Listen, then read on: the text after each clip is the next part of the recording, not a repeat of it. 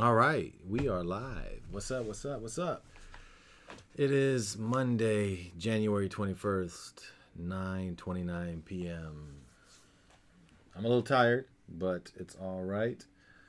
Trying to do this little live stream. Going to do a mix today from one of our members at Producer Chat. So if you don't know, a fellow producer and myself, we have a website called Producer Chat. It's producer.chat. Just put that into your URL bar, producer.chat, and you'll see we're a music production or music producer community. We have a Slack chat group, and we also have a web app with a little leaderboard and some other cool features like that. And we're constantly developing it, so if it sounds like something you'd be interested in, definitely check us out. It doesn't cost anything. So I'm going to see if anyone joins. If they do, maybe I'll continue. I think I might. I've got this track here. It's this hip-hop beat that one of our members made. His name is I Could Be You. At least I think it's a male. Never asked. But yeah, remember I Could Be You has a beat that he did on the MPC. And I'm going to mix it. So let's see. I have the session. I dumped the session in here. I'm going to just kind of show you how I do a mix from, start to finish. This shouldn't take too long. This might take maybe 15, 20 minutes just because there's not much and it's only a track. All right. Let me see if anyone else comes. Let me hook the iPad up so I can check the chat. Kind of get the room hooked up.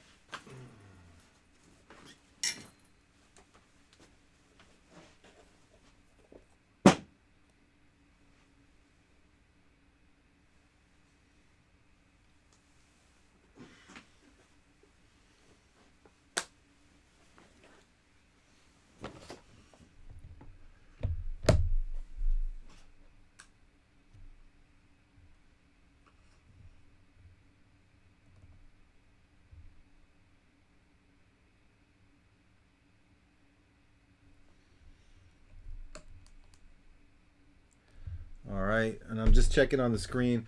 I have a bigger screen, and I like to work that way, but I thought it'd be a little more, a little better if I use the 1080 resolution. That way you guys can see more on your screens or on your phones.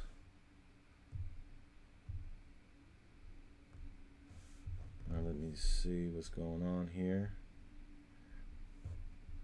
If this is a recording and you are watching this, please feel free to skip this part. All right. Looks good to me.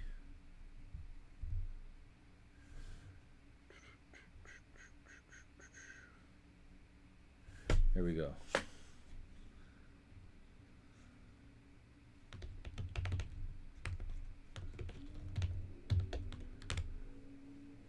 All right, and please feel free to write something in the chat. That's the only way I know if you have any questions. All right, so I just posted something in there. I'm trying to figure this damn chat thing out. Here we go. Okay, I guess that's it.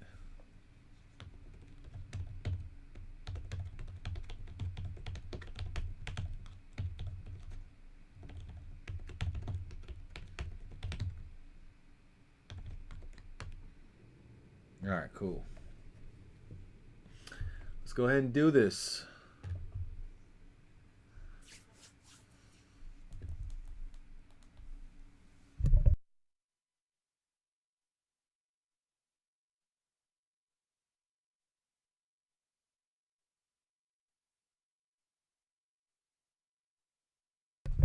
All right, let me get the lights kind of set up so I can get in the mood.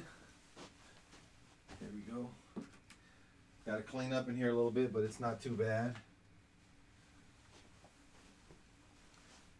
Let me put red on or something.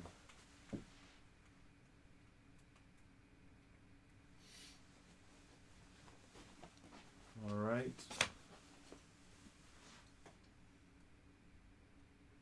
Hopefully you can still see me. Yeah, you can. All right, cool. Now it's a little bit more vibey. That is definitely something I would suggest. Like, even if you're not in the mood, just you know what kind of gets you in the mood. Candles, dimming the light, listen to some music, watching. I was gonna say watch YouTube videos, but that'll probably have you procrastinate, and then you won't do any work.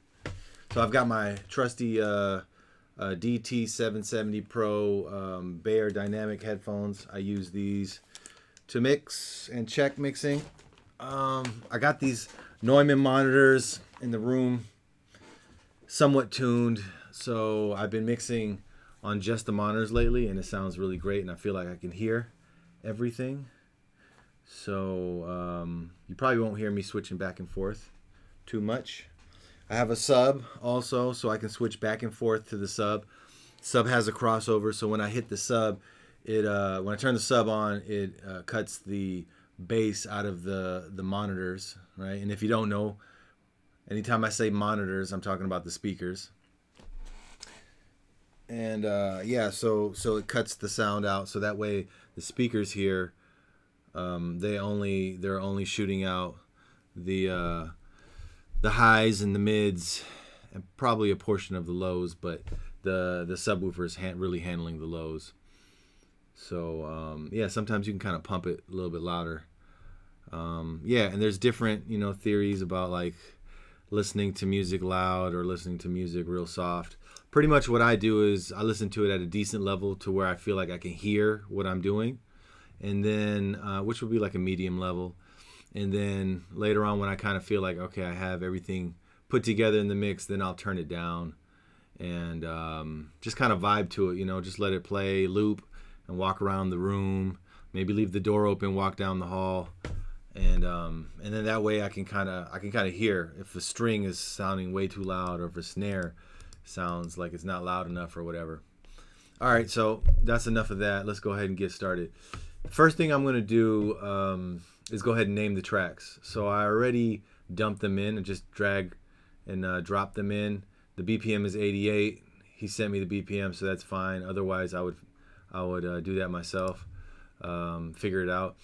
So this right here is the demo. So I'll just put the demo. Produced by I Could Be You once again. This one right here is main piano. So I'll just type in piano. Bright string. We'll just call it string, unless there are more strings. Let me solo that. Let's unmute all this. Okay, here's string. It's really low though. And since I'm using my speakers or monitors, I have a separate microphone outside to capture my voice, so it sounds better than the typical microphone. And I'll be muting it on and off, so that way you're not going to hear the sound coming from my computer and then the sound going back into the mic. Okay, so the first thing I do when I dump the files in, and most of the times this is the issue, some of the sound files look so small and it's hard to tell, right? I can't even tell if there's anything on this file, right? Okay, now I'm opening up, I can tell. But in Logic, there's a cool option, and I think probably most DAWs would have this. Cool, we got 3 people. If you click this little button right here, you can adjust the size of your waveform. Now, I'm changing the size. This is not the true value, right? But I'm just doing this so that way I can get a visual and I can see what I'm dealing with. All right, so right here I can see that I can remove some gaps and stuff, and we're going to do that in a second. Let's go ahead and finish finding these sounds, and I'm doing it right now because I want to know where the sounds are so I can solo them and then figure out what I want to call them. All right, so lead is fine. He says hook lead, but it's all good. I'll just put lead. That's bass. Let's forward this a little bit. String. Oops.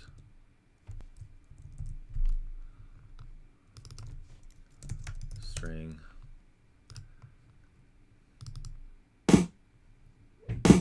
So we have snare there. Hats. Open hat. We got another snare, so I'll call this snare 2. Let's move that up a little bit. Kick. Another snare, snare 3. Another kick, call it kick 2. And then here's their master also. I'm not sure what the difference is, but it doesn't matter. Well, let's listen to it quickly.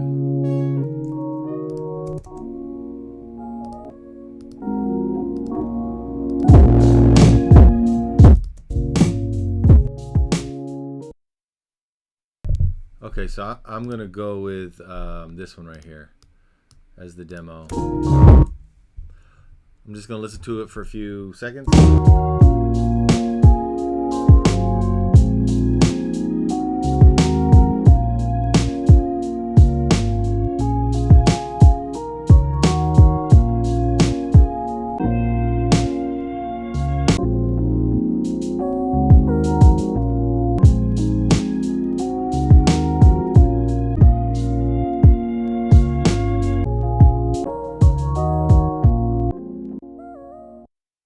Okay, so I heard the track already, but I just wanted to kind of breeze through it just to kind of hear it in the session.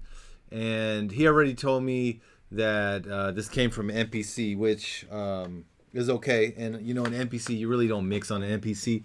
And when I had an MPC, it was pretty hard to get it to sound kind of mix ready. So most of the times when I do get a mix, clients like the way the mix sounds. Most of the times, like, they kind of like the vibe of the mix. So I have to make sure that I have to do it, make a better mix, but still kind of keep, it has to sound better than what they had, you know. And I have to make sure that I'm not losing anything that that they had, you know, like the magic in the song or the vibe. And sometimes that happens. So what we're gonna do now is I'm gonna take this demo song, and I have a plugin that I use called Magic AB, and I'm just gonna stick it in there.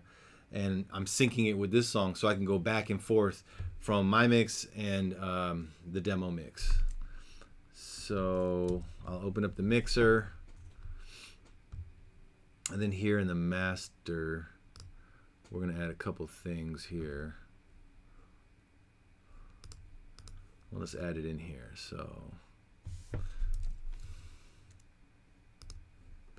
this is from Sample Magic. This is definitely worth it. This will, if you're really trying to learn how to mix, this will step your game up big time because you'll be able to go back and forth. You'll see. So we've got accordingly produced by, okay, so that's the name of the file. So let me pull that up.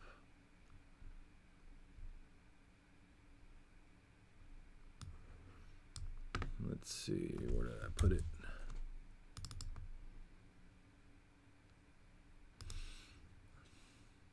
All right, so I have it here. I could just drag it on here. Click, load. Let's throw that on there. Boom, done. Okay. We should be good with that. And the second thing I'm going to do is save this because I haven't saved it yet. So we'll save it. I'll just put it here for now. I could... Well, let's call this producer chat, producer.chat live stream mix 1 mix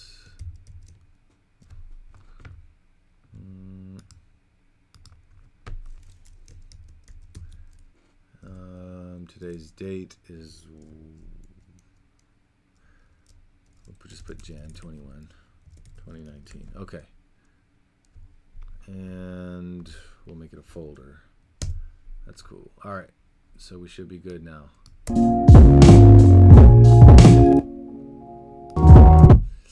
So now I can go ahead and mute this. Here's my beat right here. There's the mix. So A is my mix. A right now is playing all this stuff, right? Which I haven't done anything, but that's my mix. And B is going to be whatever I'm playing here. I can load up multiple songs here or mixes, and then I can compare them. And I can do cool stuff like loop sections. In this case, since it's the same song, I'm just going to sync it. Hit the sync button. And we can go back and forth. So I'll take all these and just turn them down. So you can see that's mine right here. That's his.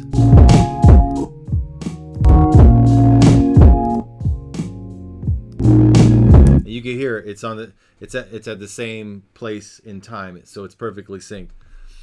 So we're good to go on that. So now we'll just keep it on A for now and start mixing. I can even disable the plugin until I'm ready to use it. I'm going in Logic. If you're using Logic, I'm just adding a couple more slots, so I'll just drag this down because I know I'll need some more slots. I'll go ahead and start first with, and this is just me. Sometimes I don't do this, and you don't need to do this, but I'm going to do this because I have UAD plugins. So we're going to load up the SSL Gbus. You can use the Waves version, or there's one from Cytomic, I think is what it's called. That's really good, and I think it's really cheap too. I used to use that one. That one actually sounded really good. And the purpose of this right now, I'll just use a preset because there's not much you can do here. So, and this preset is where I want it to be. So we're just going to glue everything as we mix it, like kind of glue the mix, as they say. Right now, oops, that's too high. I have the threshold all the way up, so it's off pretty much. So I'll just keep that off. It's off. And then as the mix comes together, I'll bring it back in. Okay, so let's go ahead and group everything. So I start with the drums first. I can get rid of this too. So I start with the drums. All right, so let's look for the kick. Move that up here. So we've got the kick. Where's the other kick? Here we go, kick 2. And then let's grab the 2 snares. Oops. And then the hat and the open hat. Okay, let me see if there's any other drums. There's this another snare here. Throw that in there. And that should be it. Let's get rid of all this stuff. There we go. Save it again.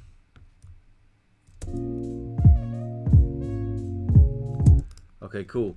So now after the drums, I always do the bass. I put the bass there. And then I start with the first instrument that's like the body of the song, right? It's like the framework of the whole song. So usually it's the chords. And if you don't have any chords and you have a sample, then it'll be the sample, because that's the first thing that I like to mix in. So we have the piano here, and you could tell by looking at the piano, it's pretty much the heart of the song.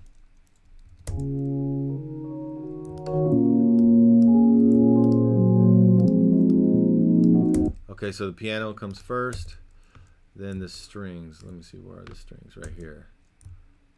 Okay, they're kind of low, but it's all good. Then we have the lead, and then we have another string, so that's cool. I'll just move that string up there. And that's pretty much it. This is a simple session, so this won't take that long. But this is the same concept if you have a big session too. You just kind of build it. So like you would have the guitars, then you do the guitars next, just kind of whatever. And you can see right here like where all the sounds are coming from.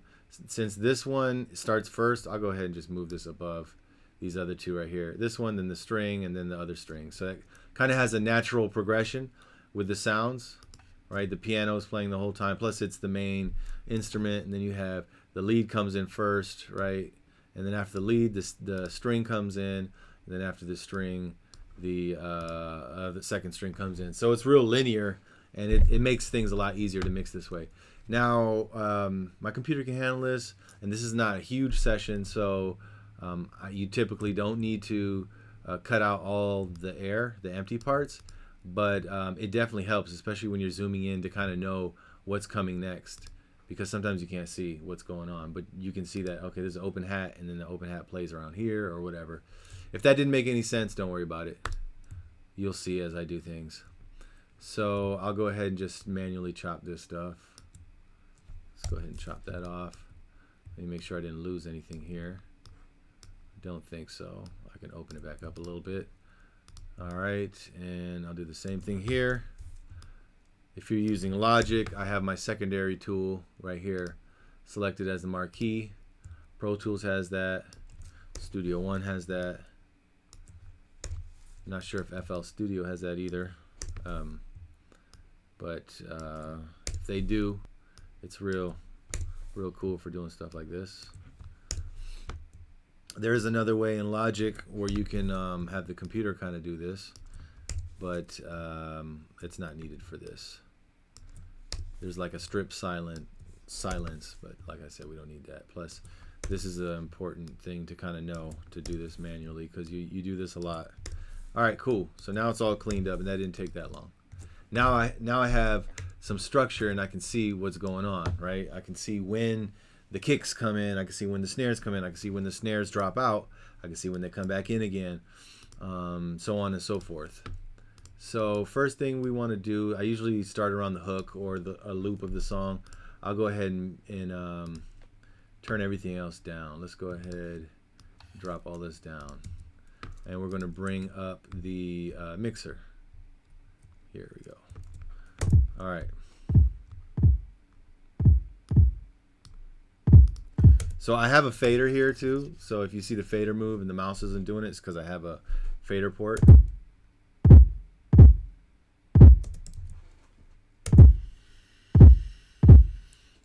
Okay, first thing I'm going to do is put an EQ on everything, because I want to know, first of all, I want to cut EQ on everything, and I want to know what type of frequencies each track is displaying.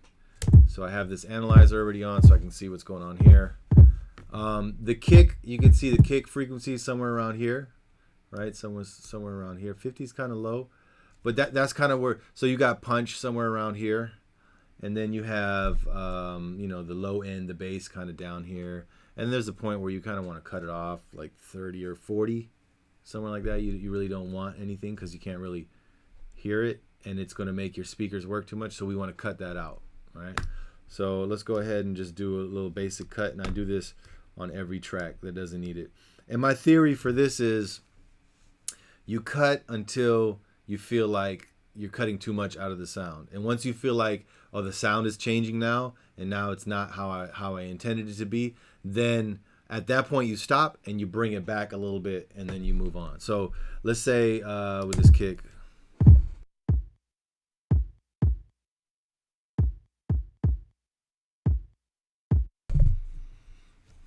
I'm going to switch to my headphones just so I can talk with the microphone at the same time, because there's some important stuff here.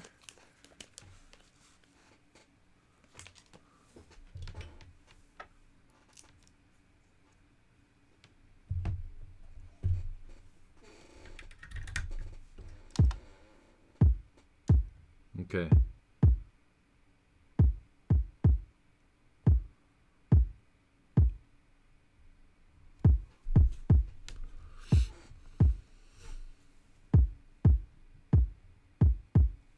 And right now I kind of had to turn it up a lot on my headphone, which is fine, because we're mixing, and sometimes we're starting from a really, really low level, right? This isn't mastered or anything.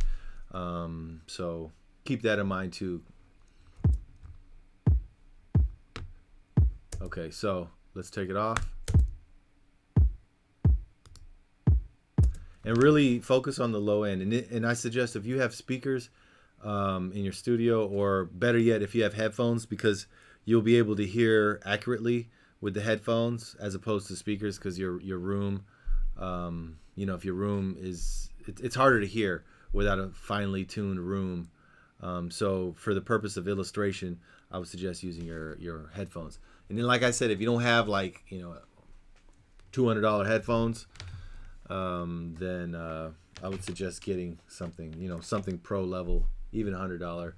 But that's another topic. So right here, you see, I'm taking out way too much bass, right? Right around here sounds good to me.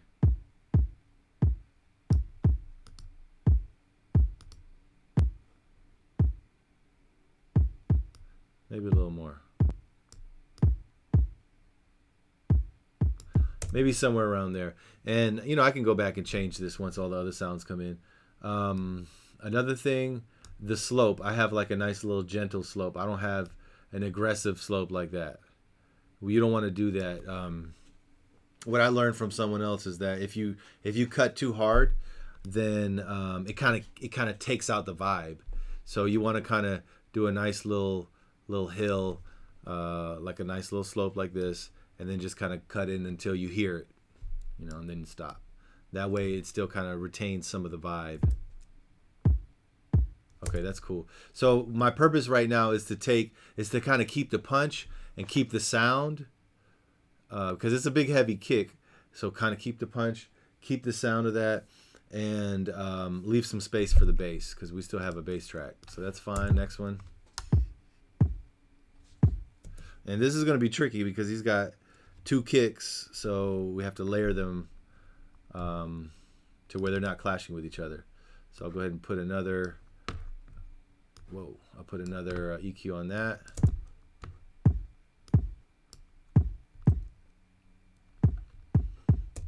And we're going to go ahead and just copy this setting first.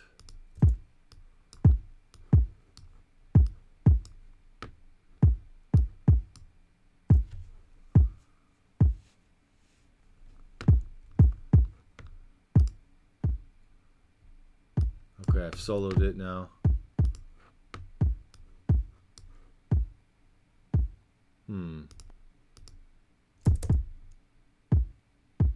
So they're kind of similar, but one of them has to be like, we got to use one for the actual low end and the power, and the other one for the sound, right? Because they have a little sound. Like this one has like a little squeak in it. You can hear that, like a little squeak. And this one is more straightforward. Boo, boo, boo, right?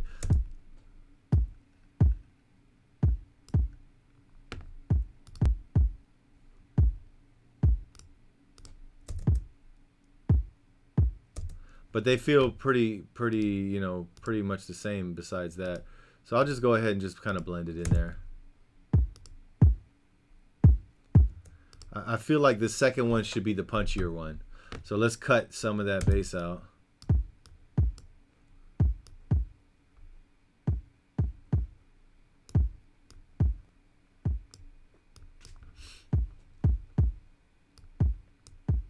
Okay, so the next thing I want to do is I want to make that punchy. So I'm going to use a Transient Designer. And normally I use one on the console one. I like that one. I don't think Logic has one. I think FL Studio does. I'm probably just going to use my Transient Designer in console one.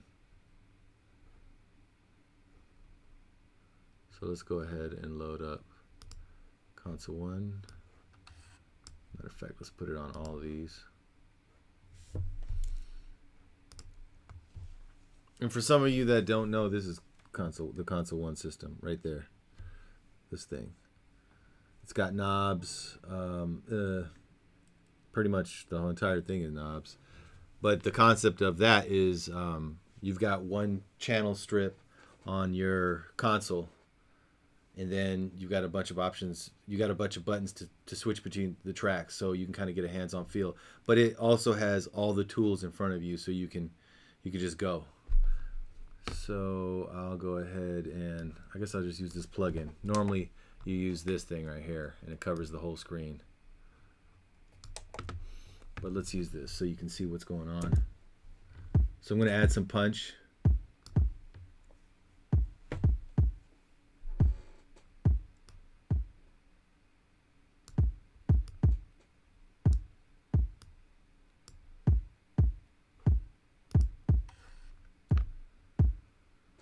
I'm not hearing anything. Let me just do it this way. There you go. Now I hear the punch. Let me see if I can adjust this screen. There you go.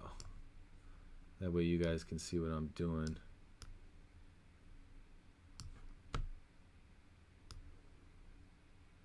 There. Now you can see what I'm doing. Okay. So I just added more punch, right? You can see this thing here.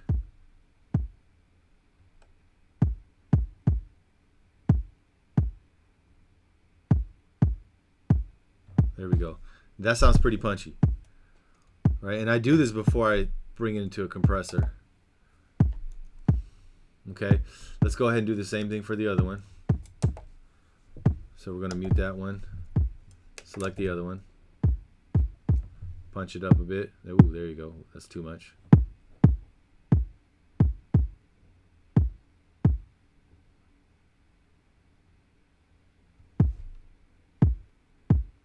Maybe somewhere around there. Okay, let's unmute that.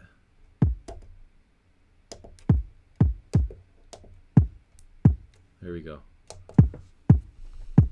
Okay, now we can blend them in.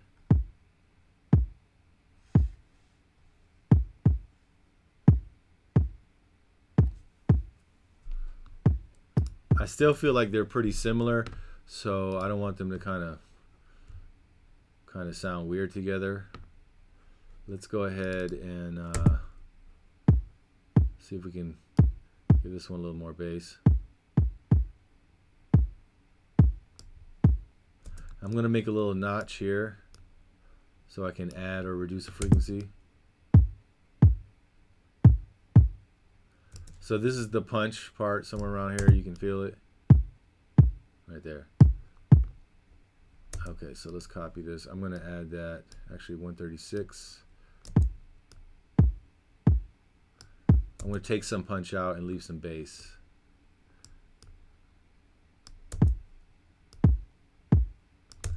For some of you guys that are like new, this probably is hecka overwhelming. Don't worry about this. Like, you know, a lot of times you don't have to mix a few kicks in together. That's kind of hard sometimes.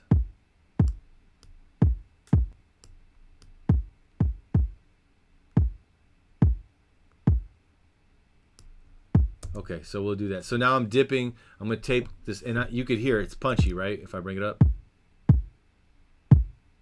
That's adding punch right around 136. You could sweep it to tell. I don't like that. I like that right there.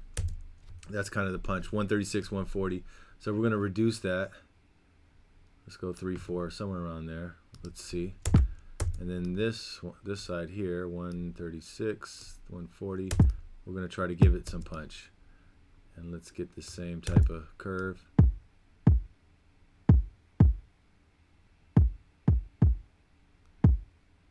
There you go. I didn't even have that track on. All right, now I do.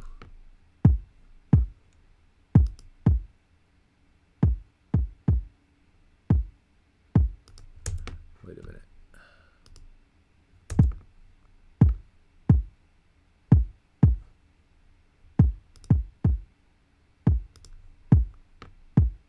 Okay.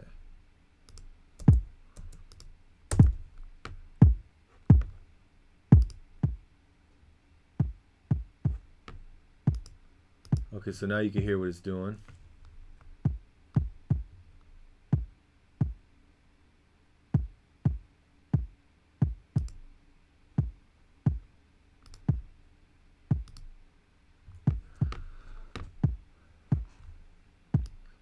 little bit more. Okay. So if you can hear it with your headphones, and that might be too much, you can hear that this one doesn't have that much super low end bass, but it has that punch.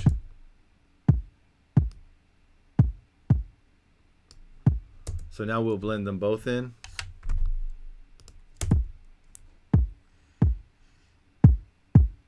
There we go. Sounds pretty good to me. So we'll turn it down a little bit. Let's keep going now to the snares. Let's bring the first snare up.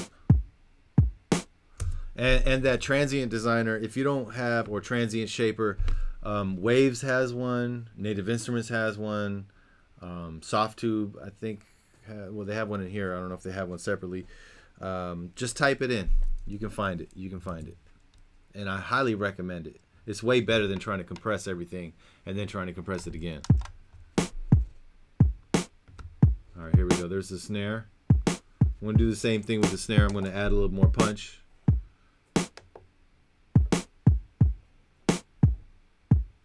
Ooh, too much.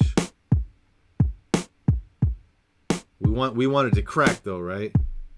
This is hip hop. That feels good. Okay. Turn it down a little bit though. Let's bring that back up.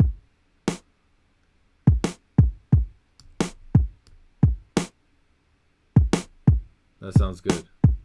The kick and the snare feel like they're even. Now I just noticed something. I just noticed the snare dipped down. So he probably played it in live but quantized it.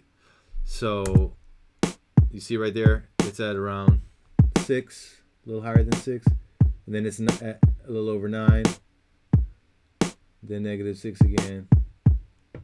So it's jumping around there and moving. So we're going to compress this snare so that way we can get a constant level. It's still going to have the feel he was going for, but we needed to have a constant level, or else the drums are just going to sound really good, and then they're going to sound weak, and then it's going to sound good.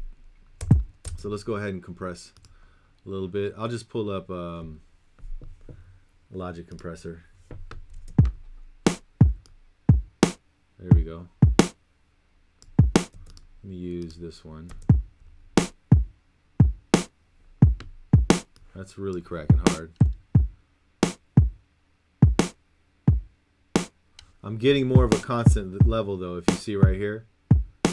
It's more constant now.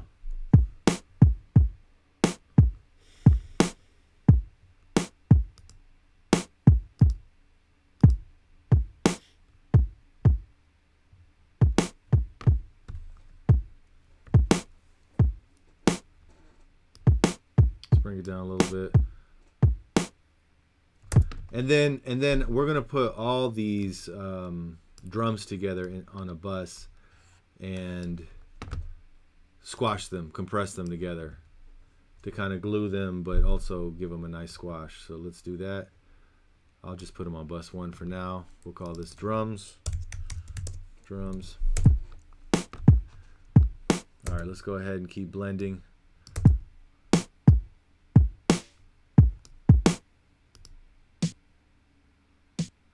Let's add a little punch to that.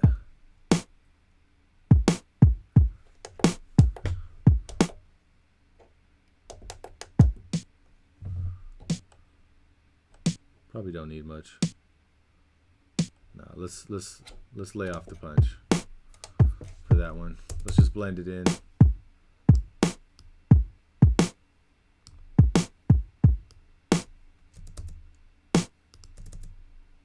That's more of a sound to kind of, we're blending the snare now to kind of give it its own sound. I'll bring it in. So pretty much you just move it up until you start hearing it, right? And then once you hear it and you like it, maybe bring it down a little bit.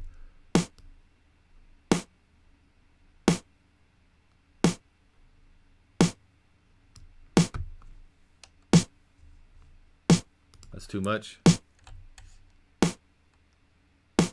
Maybe somewhere around there. Yeah. All right, next one.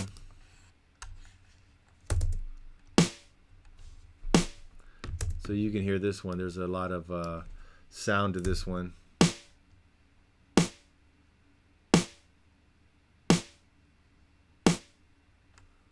And now I'll probably listen to the demo to kind of see where what he was going for.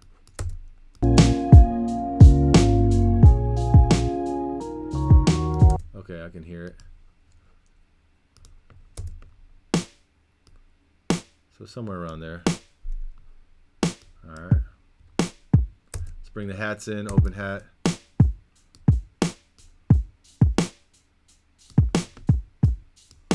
Okay, those are kind of low. I'll probably gain them up a little bit. It'll bring up some noise too, but it should be fine. So in Logic here, you can quickly normalize it. Do the same thing here.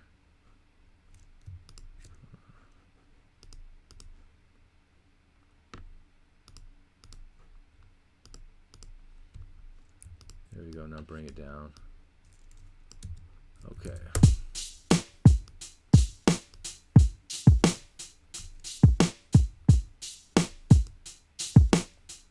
And I have them all going to the bus. Sometimes if the hi-hats are causing some trouble in the bus, I'll have the hi-hats go their own bus. But this sounds good.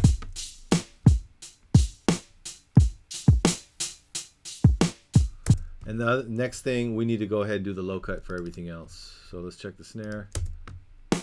You see right there? Look at that low end information. You don't even hear it, but you need to get rid of it because it's going to muddy up your mix. Somewhere around there. That's cool. Let's go ahead and copy that over.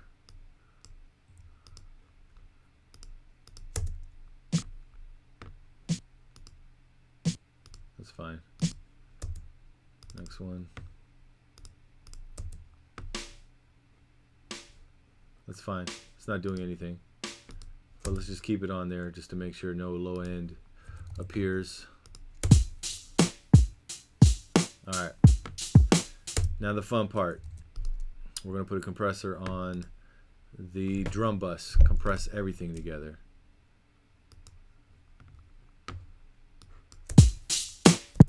And for the sake of, this sounds good, and plus it's simple. You don't need to deal with the attack and release times.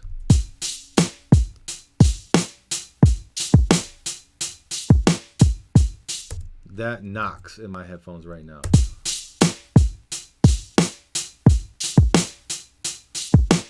Now because we've compressed everything, and now we're compressing it all together as a drum in the drum bus. Even though some of the, like that snare isn't hitting exactly at the same velocity, maybe a little more or a little less, it's okay and it sounds good because it's all, you can hear it all and it still sounds punchy.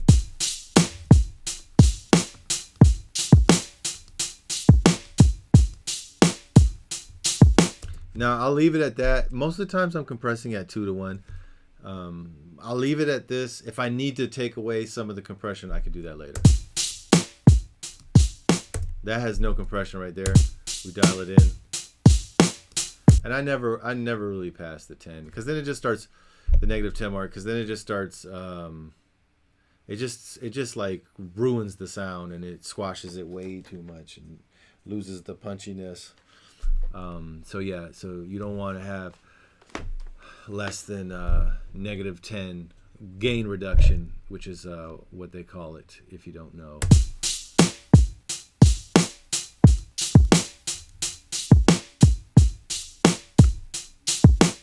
Alright, I'm going to leave it like that. It's super punchy, but I'm going to leave it like that for now. Let's go ahead and pull up the sounds now. Bass next. Oh, before we do that, let's pan the hats. And we didn't apply the EQ. Let's add that and just take a look. That's fine on that EQ. No low end. No low end here either. Like I said, sometimes you'll still have it. That's fine right there. Let's hear if he panned his.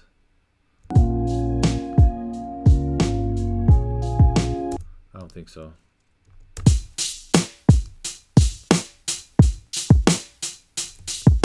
but we can do ours. Just a little bit.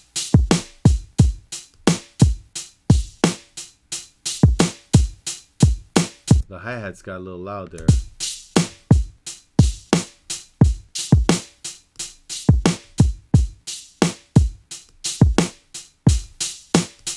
A little too loud. Let's try to compress it. I mean, otherwise you got to go in there and do some automation and just turn the level down. It sounds like it just gets a little too loud for me. And once again, he did this with the MPC, which, you know, it's kind of hard because you're playing it in the pads and you're really using your ears a lot. This is where after you make the drum beat, you go in there and you look at the piano roll or whatever, or the matrix, whatever you call it, with the, you know, the grid layout, and you look at all the velocities and you listen to it and you make sure that you don't have anything that is too far off, that it's kind of all kind of close, so that way it feels good, it feels the way you intended it, but it's not drastically louder and then it goes back down drastically louder. And that's part of like just programming. And in the MPC, sometimes you miss that step because the MPC is really all about just playing, you know, or you might have a newer one with a small screen and it might be kind of difficult. When I had the MPC, I had the MPC Renaissance. It was hard for me to go in there and do any editing in there. It was kind of cumbersome for me.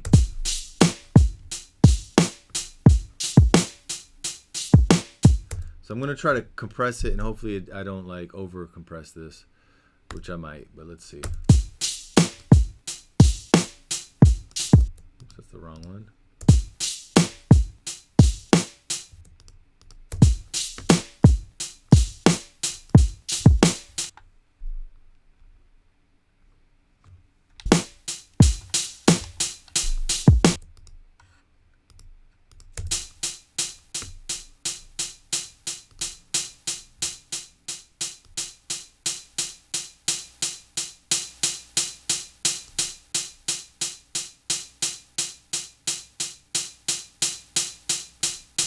Yeah, it gets a little louder. Let's just see what we're working with here. If we can turn this down. And you can see the peaks now.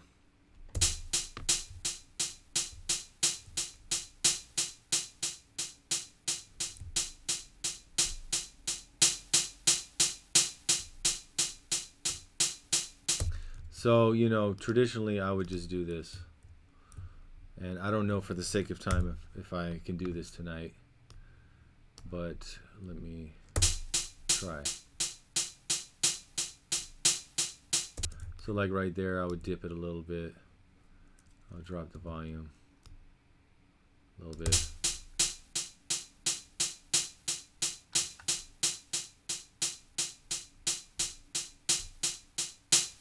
It's really just this section that bothers me because the compressor handles everything else.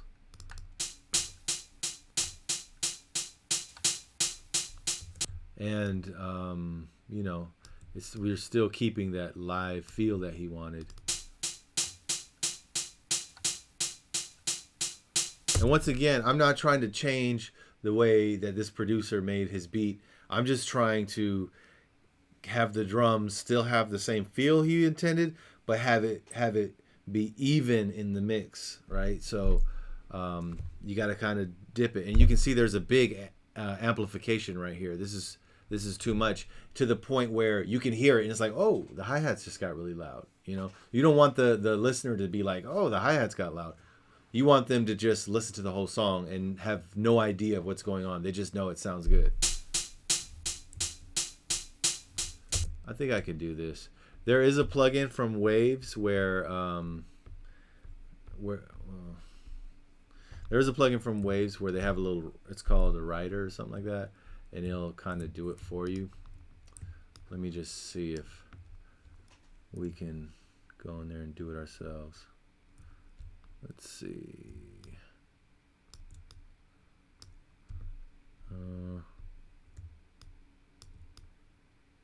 This looks a little different everywhere. It looks like he might have just played the whole thing live. Oh no, it's looping right here. Alright. Something like this. This is not perfect. I'm moving really fast. Just a little bit. We'll keep all that stuff. And the compressor is handling a lot of, it's squashing it down and bringing up the level, so we should get a lot of consistency from it. And see, it gets lower right here. It gets quieter, and then it gets louder, so this is much quieter than this section here, so that's kind of why it sticks out. All right, and that's okay.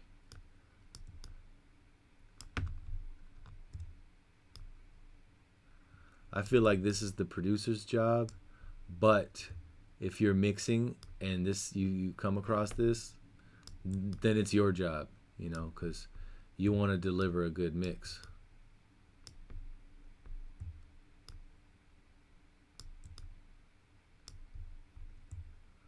There we go. Something like this. That should kind of tame it a little bit. And that's all we're doing. We're just taming it. All right.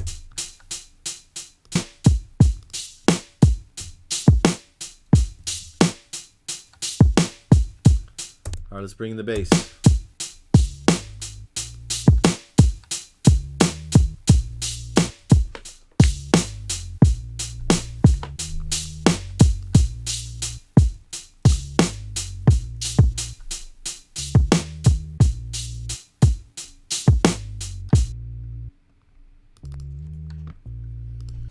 Now I'm going to cut just a little bit because there's that, 30 hertz where you don't, it's going to just make the subwoofers, it's going to muddy up your mix, and it's going to make the subwoofers, the cones, like work too hard, and you're really not getting much sound reproduction down there. So you listen to this.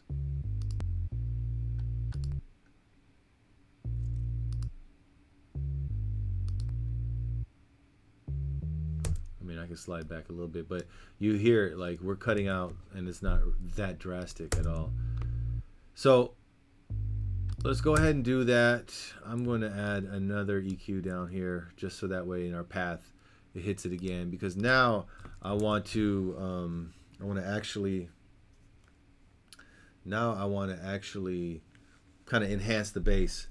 Just from my taste, I feel like it needs a little bit more bottom, right? So we can do that. So there's a couple ways we can do that.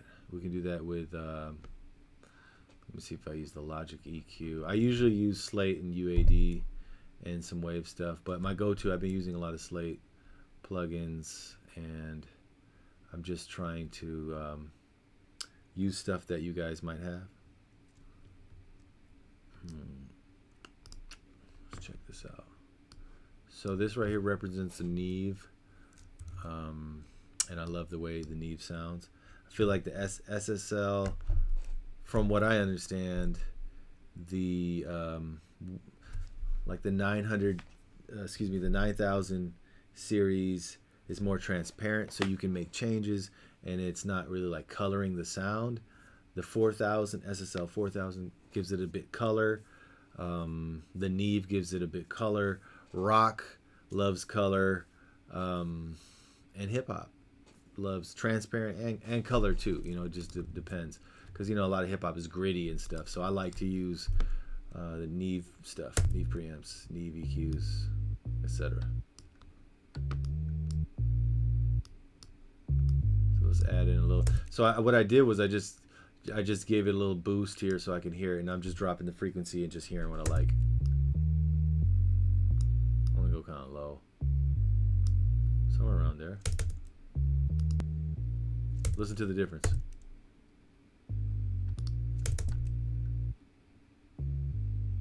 Without, with.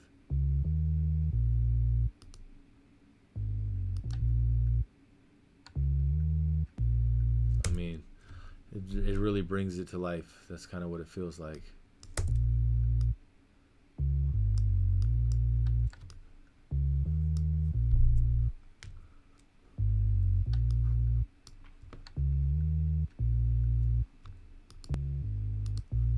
But I have another trick too. I like using our bass from waves. So we're going to go to waves. We're going to go to our bass right here. Hear that? We'll leave a little bit of this, reduce it a little bit more.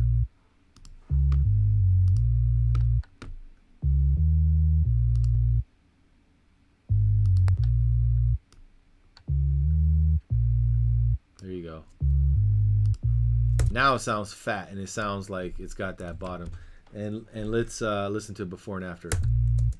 Before. And it's a little lower in volume, but just pay attention to the bass.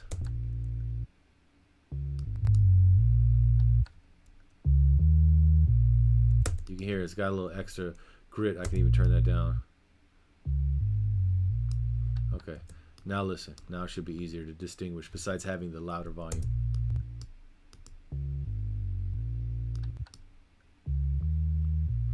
Listen to that.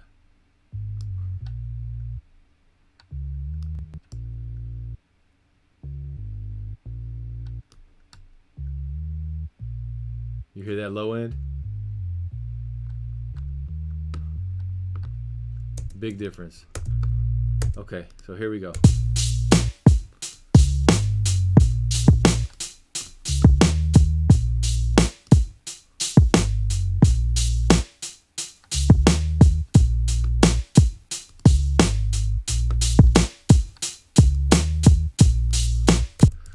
So it sounds fine. The kick and the snare sounds fine. If the kick and the snare, the kick and the bass, if the kick and the bass are clashing because they're both kind of within the same frequency, then we can add a side chain so that way the bass will dip just a little bit when the kick hits. So that way it gives it some room to punch through and then it'll come back up. I feel like you don't need it, but a lot of times I put it on there, so let's give that a try. We'll go to compressor. We'll throw on this one again. Let's add the kick. So in Logic, you go to sidechain up here, and you tell it what you want it to sidechain. Sidechain is just saying what do I want to listen for, and then I'll go ahead and activate based off of what signal's coming in. So that's a side chain. We send it to the kick. I just send it to the first kick. It's fine. And then I'm going to want it to dip, to compress it down. And see, you can see the needles jumping to the actual kick sound, right? If I do a drastic compression, you should hear the bass dip. Whoa. Sorry. Hopefully that didn't blow anyone's speakers. It was fine in my ears. I think I have the auto gain on. There you go.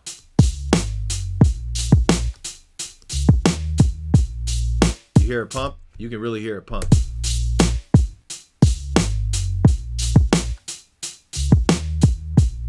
But we just want it to come down just a little bit.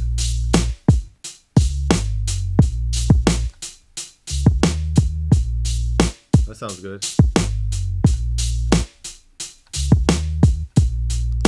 All right, cool. Let's keep moving.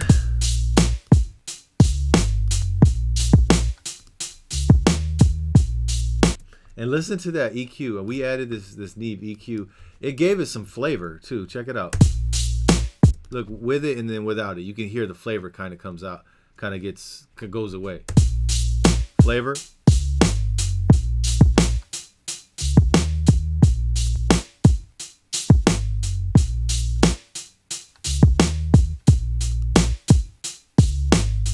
It just kind of like gives it some grit, you know. And if it sounds like to you, like, oh, it just sounds like, you know, the volume went down or whatever, you need to tune your ears and keep listening to this stuff, and eventually it'll make sense. You'll be able to hear it. It was like that for all of us when we first started. All right, so.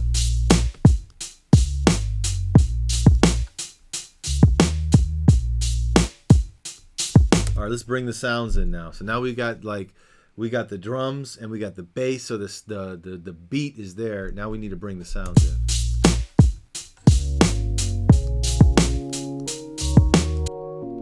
Now, first thing, once again, we're going to throw in that EQ.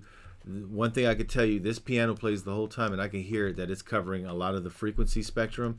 So we want to make sure that we have some room in there for the bass and the kick. Let's go ahead. I was actually expecting a little more bass, but that's good that it does it.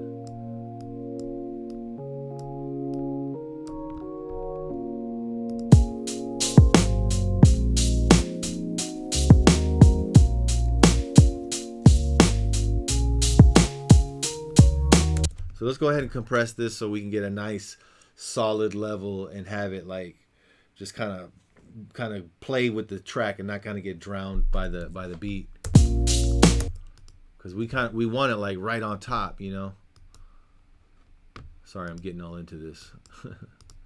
And for those of you that are still there, this is fun, but there's a lot of boring stuff to it because you gotta do the detail on each thing. But the dope thing is that once you start getting to the end and it all starts coming together, it's so fun. It's such a gratifying experience, and it's hard in the beginning when you don't have enough mixes under your belt and your ear isn't developed. You know, for some of you out there that play instruments, it might be easier for you because you've been listening to music and you've been developing your ear much longer. But when you get into behind the computer in the producer game and the mixer game, then that's something that it just comes. Just keep doing it. Don't give up. Just keep doing it, and your ear will start to hear things. And there are other little things that help expedite that process, like this plugin, this Magix plugin that I was referencing earlier. This plugin makes a huge difference, especially when you throw in a song from iTunes or whatever, that something that's been mixed by someone dope, and it sounds like incredible, and you put it in there, and then you can hear yours in comparison to that, and you can keep tweaking, and you can hear, oh, okay, no, I thought mine sounded clear, but this sounds clear, let me go ahead and keep tweaking it. Okay, cool. That's how you develop your ear faster. Once again, let's go ahead and slap some compression.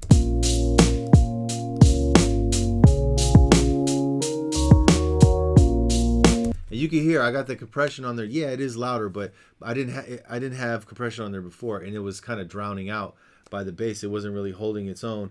Now it we have a question. I'm going to address this in a second.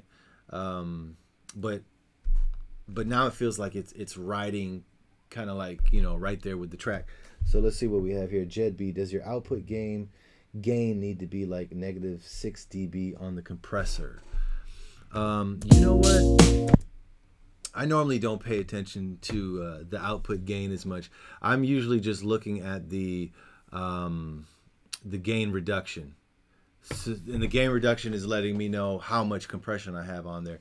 I do for sure. Most of the times I don't boost up the output. I usually don't do that. If anything, I'll boost the signal in. And one thing to keep in mind is if you boost the signal in, you're going to affect how much sound is going into here, and then it's going to change everything. So then you're going to have to reduce some of the threshold and let off of it a little bit. But as far as that, no. As long as I have a nice, solid, healthy level, and it sounds compressed right, and I'm just watching my gain reduction, then I'll adjust the levels via the faders. That's usually what I do. I hope that answered your question. If not, just respond, and I'll try to answer it. And once again, I'm just dealing with this compressor because it sounds good, and it's in the computer. It comes with Logic, and we don't have to deal with the attack and the release, which confuses some people.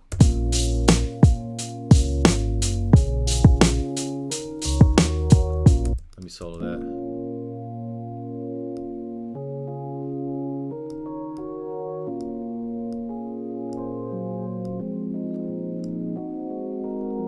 Yeah, like right here, back to Jed B's comment, right here, yeah, I could increase the output gain if I feel like it's not enough here. I definitely could.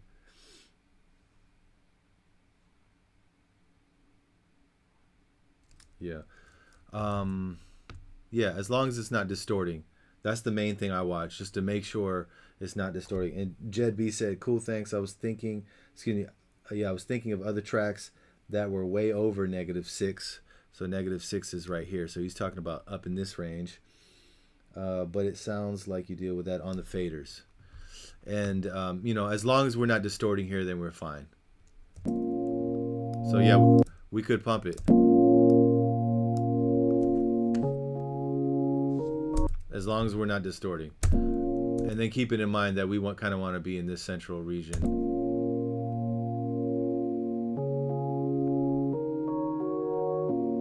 And you can hear the volume, you can hear the needle move. You can see the needle move and hear the volume kind of move up and down.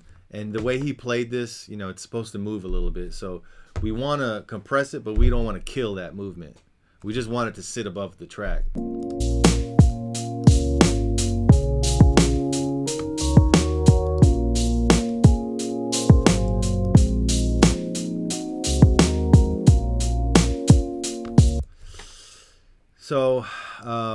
So right now, just to kind of recap, we've added EQ on every track. And there's still a couple tracks that we need to add EQ, making sure that we have a low cut in there, so we're controlling the low end on everything, and we're only allowing the low end to pass through if it requires it, like the bass and the kick.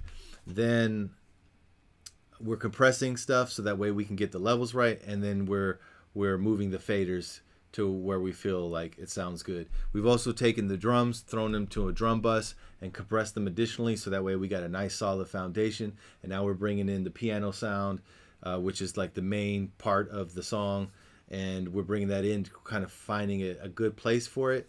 And right now I could tell you I don't know if I'm happy with the way the piano and the bass are sitting. It's, to me, even though the bass is you know, it's got this area down here covered, it still feels like it's kind of like in front of each other, and it's not super clear. So I might mess with the pan position now, because we haven't really messed with any of the pan positions. The snare, I mean, you normally don't want to mess with that. Same, the kick's going to be up front mono. The hi-hats, we moved it slightly to the side just because that's what people do with hi-hats. But now we got the piano, and now we have to figure out, do we want to kind of spread it a little bit, so that way it creates room in the middle for the bass to punch through. So I don't know. So what I do is, since I hear it now, I'm going to put a spreader on there and move it a little bit, and then kind of hear what happens.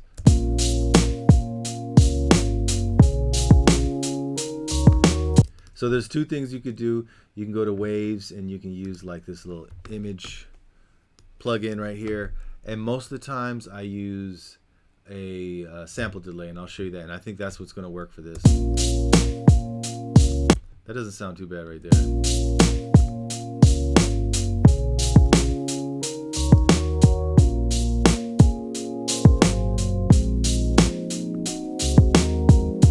I think this might need some EQ too, just because it's kind of played real low, maybe just to kind of bring it through the mix a little bit. And we haven't added any EQ to kind of color things. We just added EQ to tame things and to kind of keep them in the frequency that they need to be in to have a good mix. But we haven't added any color or any flavor. So keep that in mind. So I'll just turn that off. Let's go ahead and try the Logic one. This one's off the hook, and you can do this in dang near any program. All this is doing is shifting. It's got two copies of the same sound, and it's shifting one slightly off by a few milliseconds, and it gives you a cool stereo effect. And most of the times I feel like that gives you like this awesome wide stereo effect that gets out of the way, but it still sounds big. There we go. Listen to that.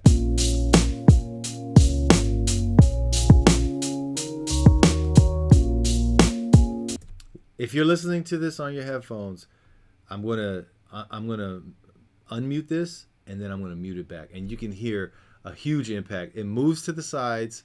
It still sounds big, fat, and wide, but then it allows space for the drums and the kick to kind of live in this area. So with it off.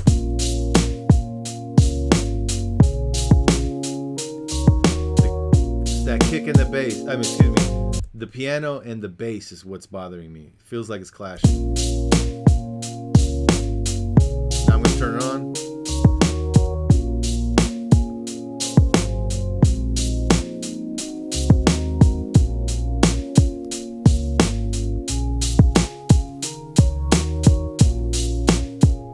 Now it feels like it's out of its way, and because of that, it feels more clear than it did with it off. So we're gonna stick with that, keep moving. Maybe let's go ahead and throw some EQ on here for a little bit of flavor. And one thing to note, cutting out the bass before it goes in the compressor will definitely, like if you have too much low end because you didn't make this cut, and let's just say the piano had some low end information that you couldn't hear, it'll screw the compressor up. Like it won't make the compressor sound as good. So you have to kind of carve that out, so that way the signal going to the compressor is a nice clean signal, and then it can do its job. So let's go ahead and add a little bit of flavor. I'm going to add, usually I add EQ from Logic. Let's go ahead and add some Slate stuff in here. Just kind of do my thing like I normally do. These plugins are cool. They're like $14 a month, and these are insane. And before they had this monthly subscription, I was buying them, and they're like, you know, $150, $200 a plugin. Oops, we don't want that. That's the compressor. Let's throw in a Nimh. There we go.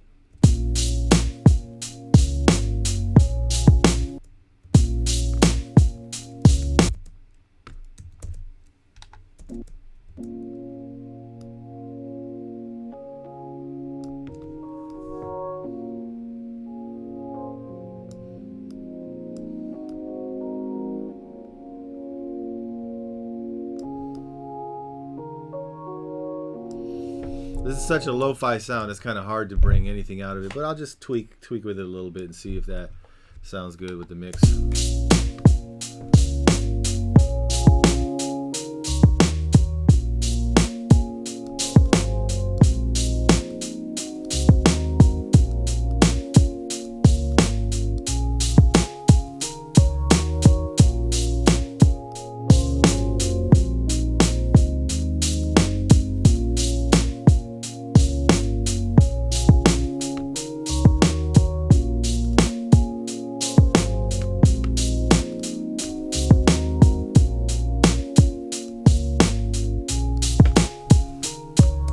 Let's see what's next.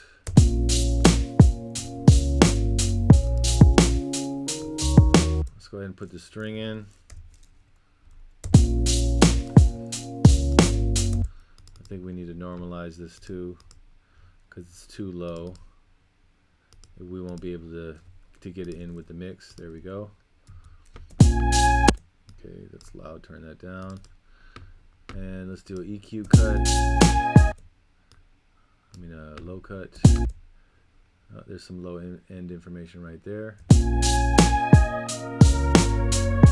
going to cut out more than what we need just to tame that. And I can tell it's going to need a compressor. I'll just throw this one on. Let's turn it down a little bit.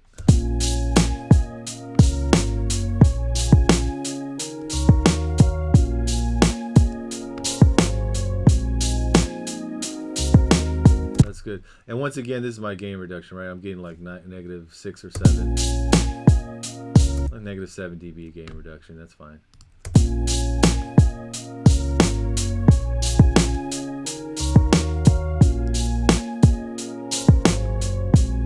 I'll just pan it to the side.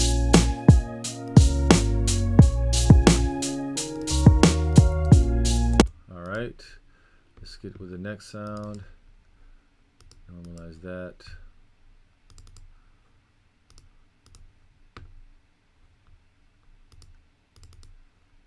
We'll do the same thing here. And then we're pretty much done. And then we'll do a little light master on it and send it off. All right.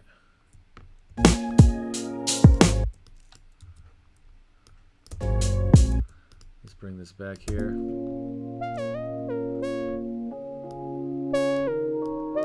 And it sounds good. Like, we haven't even put any effects on here yet. We're gonna do that last.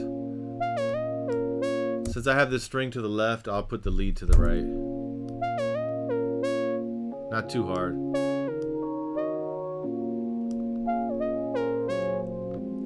Since it's a beat, I'll just kind of have it at, right here you see it at plus 17, which is like 1 o'clock. If this was a record and there was someone singing or rapping on that, then I might say, all right, let's make it really wide. I think we're ready for some delay. Some reverb. So you could just throw it on the track, or you can send it to, or you can create one in auxiliary and then use the send. I usually just throw it on the track. I like to control it better that way. And I'll use Chrome Reverb is cool, or maybe the one from Eventide. I've been using theirs a lot lately. That sounds pretty cool. If you're using Logic, once again, if I hear something I like, I hit copy and then I go to the next, and then I go paste. I mean, you can hit compare too, but I never really use that. Let's use it now. Let's go to something cool like this. That's kind of cool.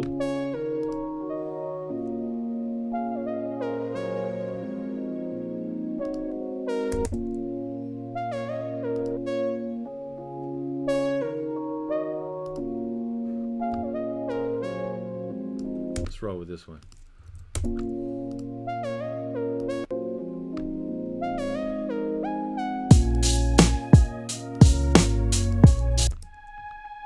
Let's give that some space too. I'll go ahead and just copy this over.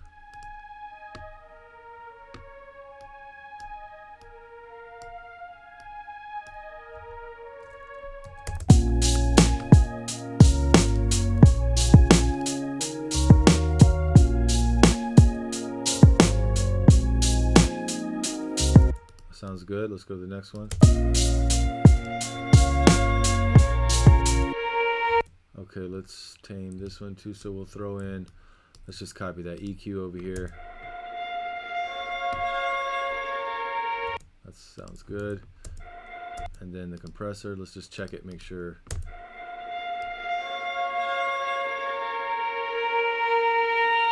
Whoa, bring it down a little bit.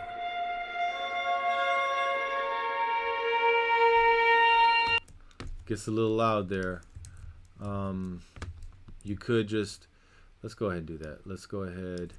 We're gonna still keep that dynamic rise, but we're gonna just tame it a little bit. So we'll go ahead and use something like this. Let's get up in there.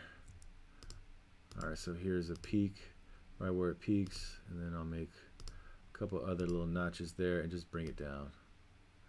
And this is the left and the right signal, so let's actually do it right here. Let's hear how that sounds. Not bad. Still pretty loud, but let's make a few adjustments and check it again.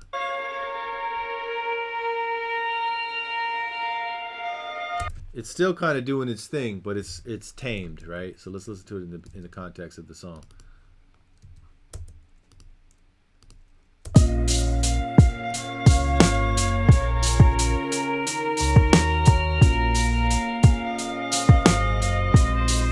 Not bad, not bad. Let's I'm gonna bring it down just a little bit. So Jed B said, once you start adjusting the volume graph, can you still adjust the faders? Good question. No, because the fader is being controlled by the volume. So if I turn it down, it resets. So that's a real good question. So this is what you do. You add a gain knob in here. You do some, what they call gain staging. So, back when people used to use consoles all the time, you plug in your guitar or whatever, and on the top of the channel strip, so the sound goes in right from the back, and then it comes down, and then into the console, then maybe into the EQs, then maybe there's a compressor, and then maybe you're sending it somewhere. So there's a signal path going down. So what we're going to do, and my point was that there's one of the first options is a gain knob, and you see it on regular small mixers too. There's a gain knob where you can turn it up or down. You're controlling the signal, right? So we're going to do the same thing. The first thing in the plugin chain, I just slid everything down. I'm going to go in here and I'm going to put a gain knob. And I'm sure all DAWs have this, because this is like, audio engineering 101. So we go to dynamics. Oh no, I think it's right here. Utility gain. And then we'll just drop it maybe, I don't know, 5 or something, 10. So essentially what I'm doing now is I'm kind of controlling the volume with this gain knob now.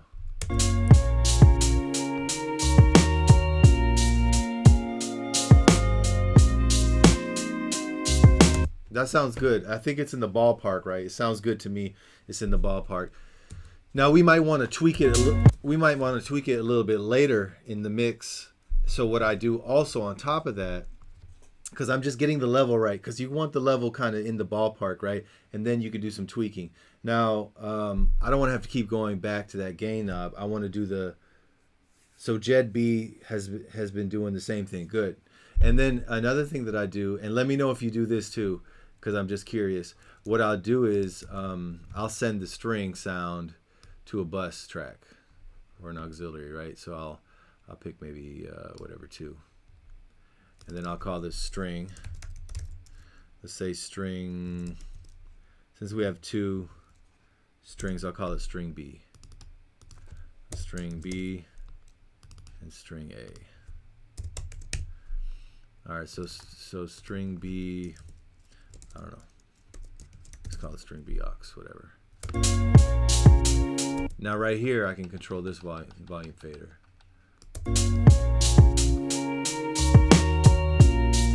And I believe some people also do VCA faders. Honestly, I've never really done VCA faders, and Logic didn't have them back in the day. If you're using Logic, you would just, I think right-click, and then there's an option here, VCA somewhere in here. I'm not even going to mess with it. I know you can create a track stack, and it'll give you the option, but it's pretty much doing the same thing. It's assigning another channel to where you can control it.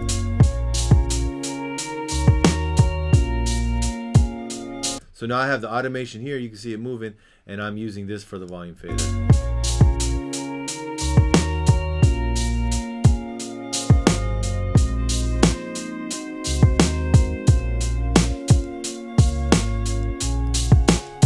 All right, cool. And I think that's it. So now we want to make sure, and I also need to copy that automation here. What I normally do is I make another track like that, and I have my automation copied. I think there's a way easier way. I'll just bring this underneath here. I just forgot how to do it, because if I delete this, it'll delete the automation. So I just do that, and I muted that, so that should be fine. All right, let's see. Ugh, that didn't work. Okay, that's fine. Let's just hide that. Okay, there we go.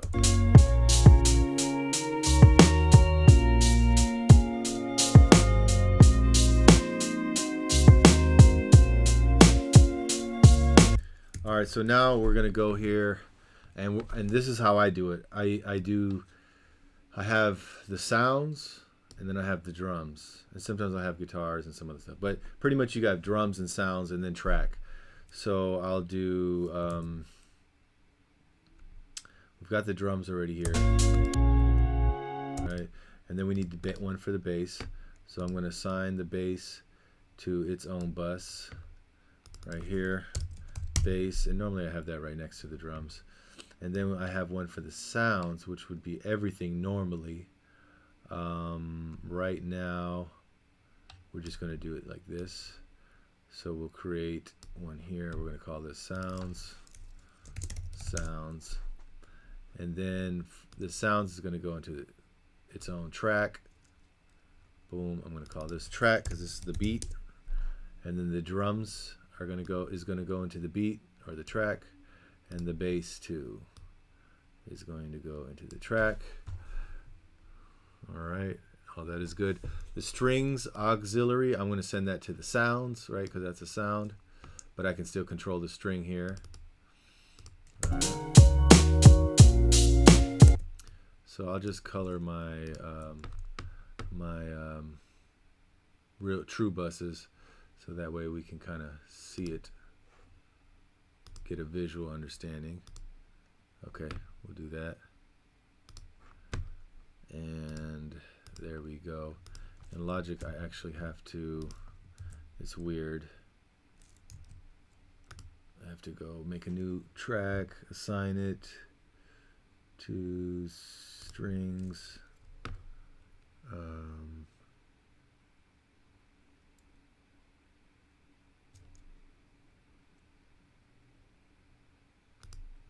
Okay, and then it'll move it down. There we go. So now we got drums, bass, sounds, and then the track. So if I press this, everything is off. The whole track is muted. And when you have vocals, you do the same thing with vocals. So that way you can have the track and the vocals, and then at the end you can kind of get the vocals just a little bit up or just a little bit down, whatever you hear. All right. Okay, so last step now. Just for me, I usually put a little bit of glue on there, but also we want to make sure that we're not hitting the output too hard, right? Because we want to be at like -6 dB in the output, so that way there's some headroom somewhere around there. But there's some headroom, right? We don't want to smash it, because I think we're smashing it right now. Yeah, you can see we're smashing it. So what I do is I usually bring down the faders. I'll usually turn all the faders down. So I can't mess with that string right there because that one's automated. But I can do this. So in my understanding, I could be wrong about this. I think there's a pre-post fader option in Logic, which is kind of having the fader kind of being treated as a gain staging also. So the signal coming in. So I just turn them all down. Somewhere around here. Oops. So I forgot that the hats was also automated.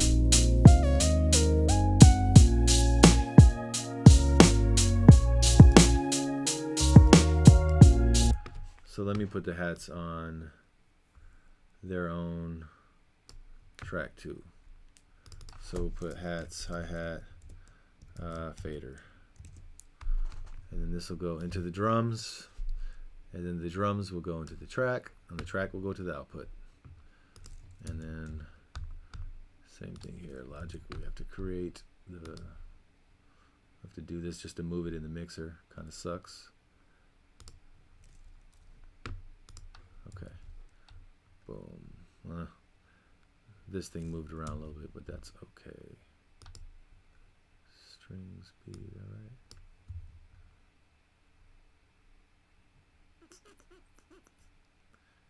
Okay.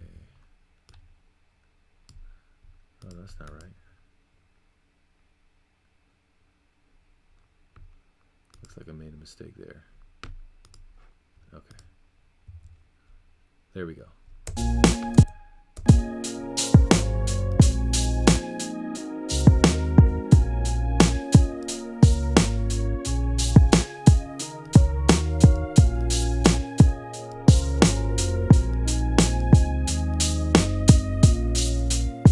Okay, so let's turn it all down now.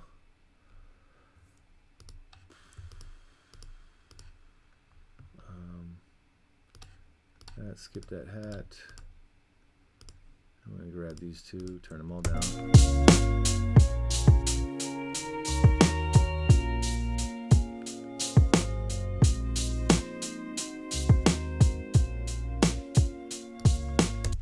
All right, cool. Now we're going to, I usually just use this. Just a little bit, just kissing it a little bit.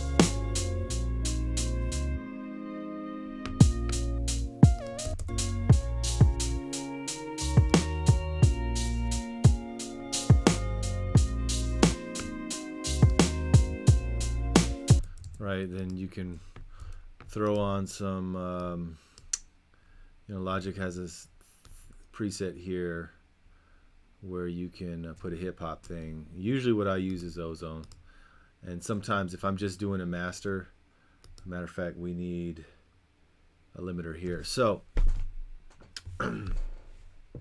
my friend, another super dope producer and mixer, showed me this yesterday, and I bought it for a year. It's only 30 euros, and I would get it. It's super dope.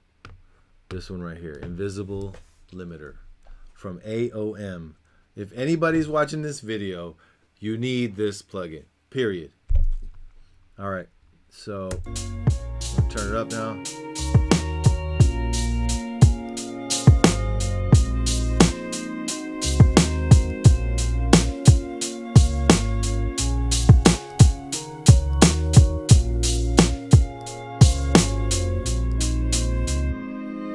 So this thing, like, it doesn't really squash it. It just makes it louder, and it keeps the dynamics, and it still keeps it punchy. So that's what I do. And then I'll add, maybe I'll add like some EQ or something. You can add a widener and some other stuff, but that's really going into mastering. I'm going to use Isotope just to show you how I do that.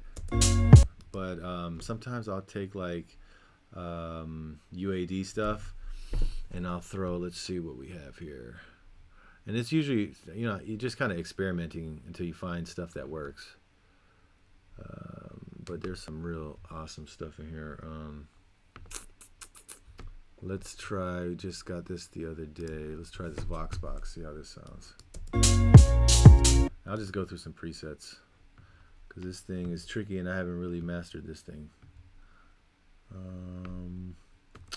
You know what, there was something else I was using the other day.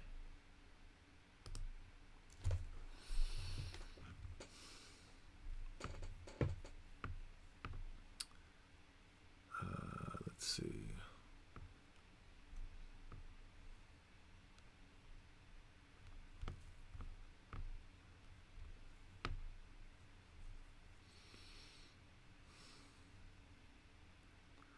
This one sounds dope. I don't know if I still have the demo. There you go, start demo. Okay, this one sounds pretty sweet.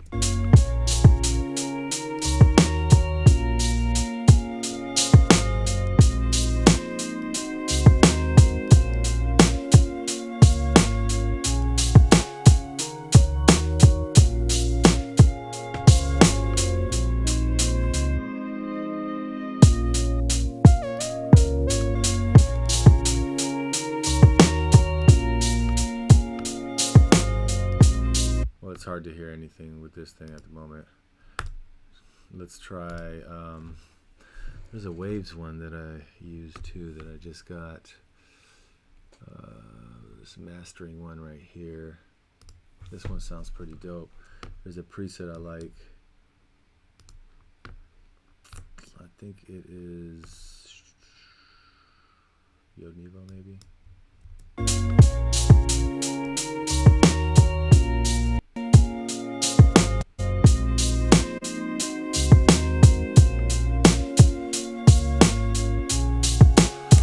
I'm just trying to add like a little bit more, a little bit kind of like, brighten it up a little bit.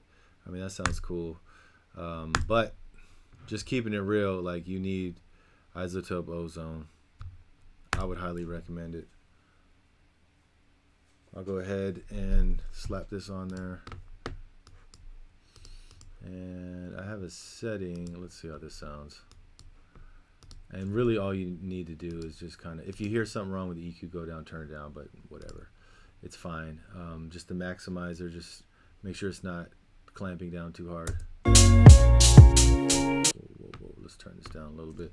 And now you can turn your headphones down. Let everyone know right now. Turn your headphones down. There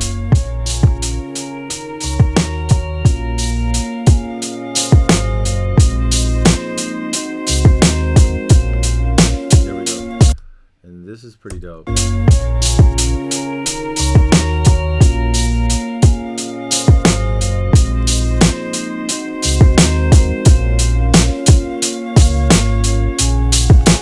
I mean, you could even not use their maximizer. Oh, I had the invisible one on. That's what was going on.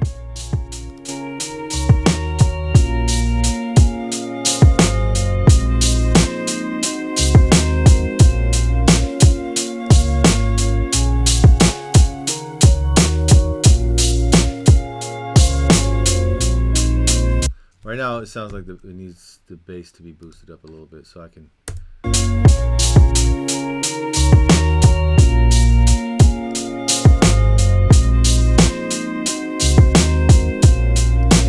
Maybe I'll do it on the EQ side, on the master.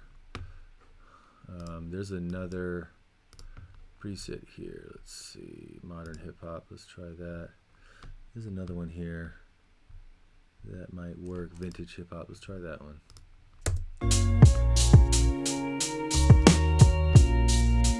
Sounds pretty cool. Squashing the hell out of it though.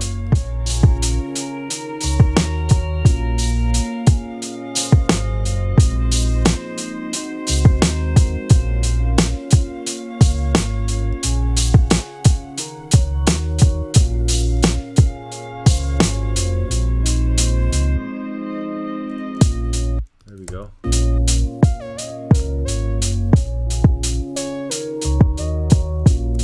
That one does. It sounds cool, but it does sound like it's squashing it too much.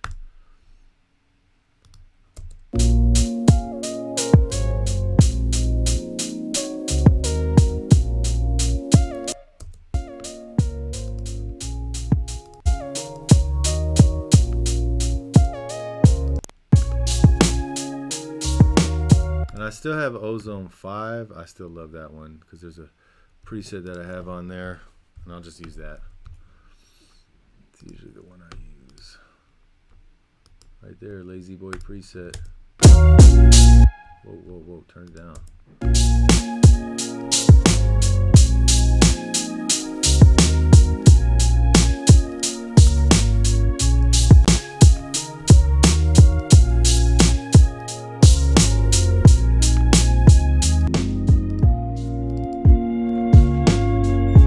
It's original.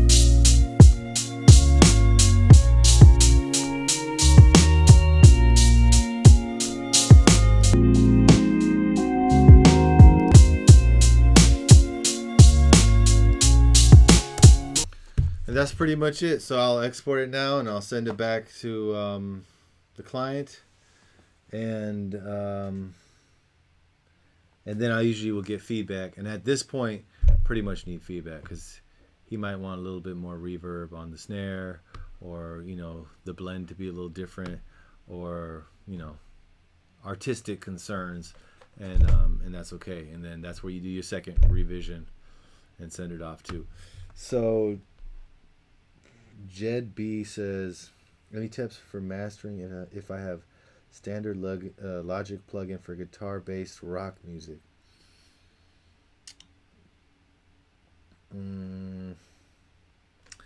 Let's see, if you're using Logic,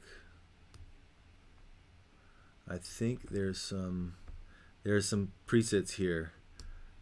Right here, if you click on settings and then factory, then you have this modern rock, pop, and rock top 40. I would try all these. That's usually what I do. And let me save this and then I'll pull one of those up.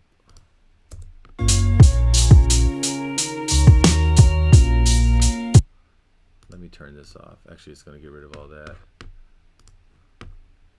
So we'll save this. I want to save another version.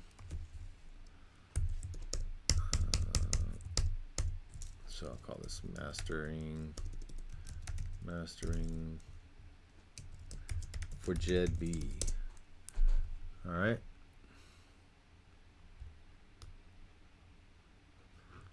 Now let's go ahead and check out the rock one.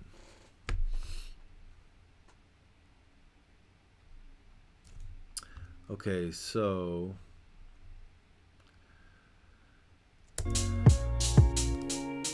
obviously this isn't the right music, but it looks like they're doing the same thing. It looks like this is the glue, this compressor. So you just want it to kiss a little bit, right? You don't want it to slam it down. Let me turn everything else down.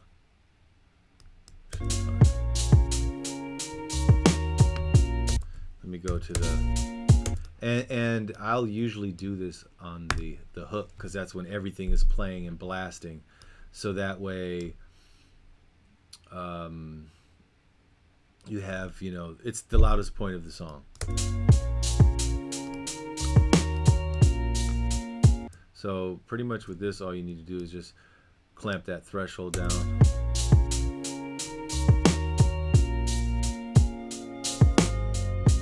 I don't know if that's the hook.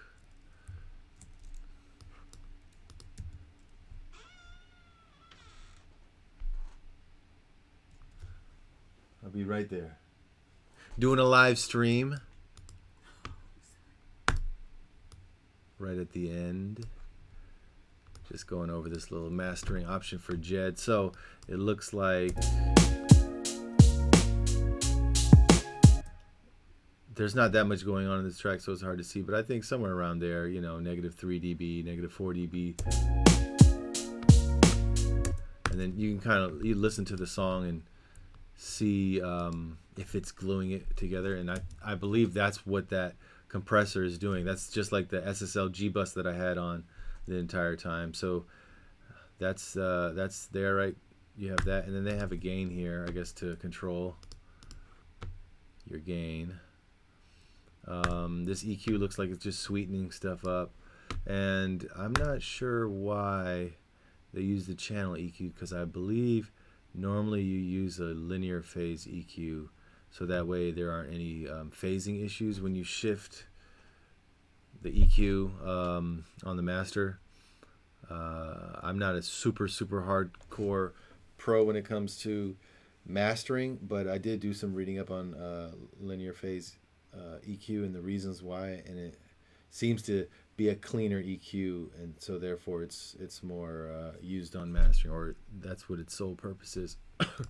But if you switch to linear phase, it'll keep these curves.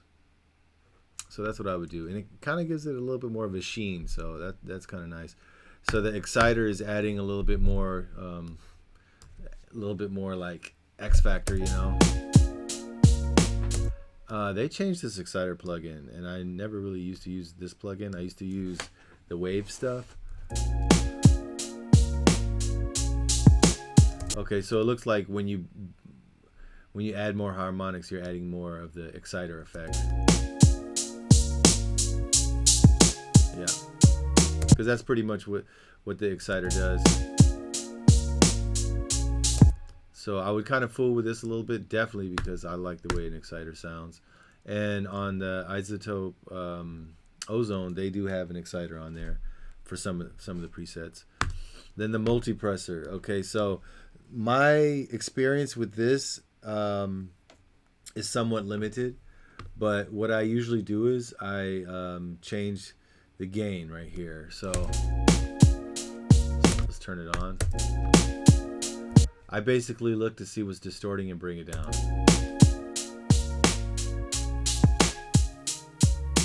And you can hear that there is a bit of like a equalization that's happening through this process also, right? So this is compressing different ranges of the entire song, and it's compressing the different ranges at different settings. And by doing that, you're getting like a totally different, see right here, you can see ratio 2 something for the low end, and then the mids, or the low mids, you've got 4 is the ratio, and then 2 to whatever that is, 2 to 9, almost 3-0, so on and so forth. But I'll just bring it down and keep the EQ in mind to balance it out. Right? And then they've got a limiter to squash it all, or to kind of get it as loud as possible.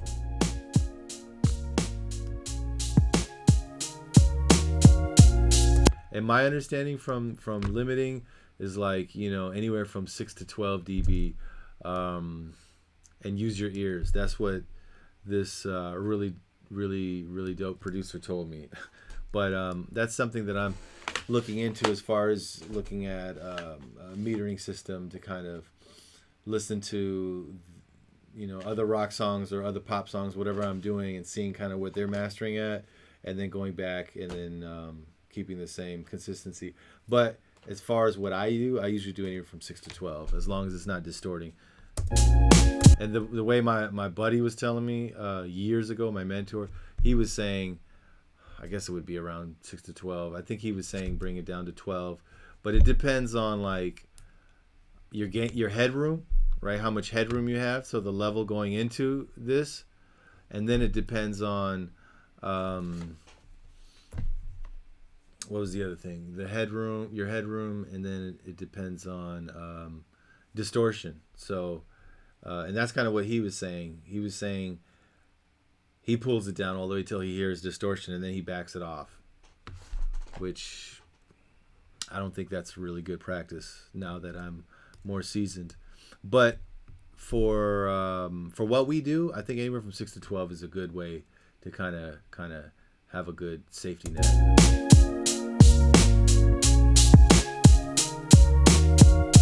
So this sounds fine. Obviously, this is a hip-hop song, so this doesn't really sound good. This master doesn't sound good. But that's how I would treat that. And then you can go and check some of the other ones, modern rock. This is kind of doing the same thing, but it's, yeah, -6 to -12, exactly. And the maximizer is the limiter. In Ozone, yeah, it's the limiter. And let me see. Any tips for mastering? I have a standard Logic plugin for guitar-based rock music, or plugins I should buy, like the Abbey Road ones. Sometimes I'll do like some funk rock.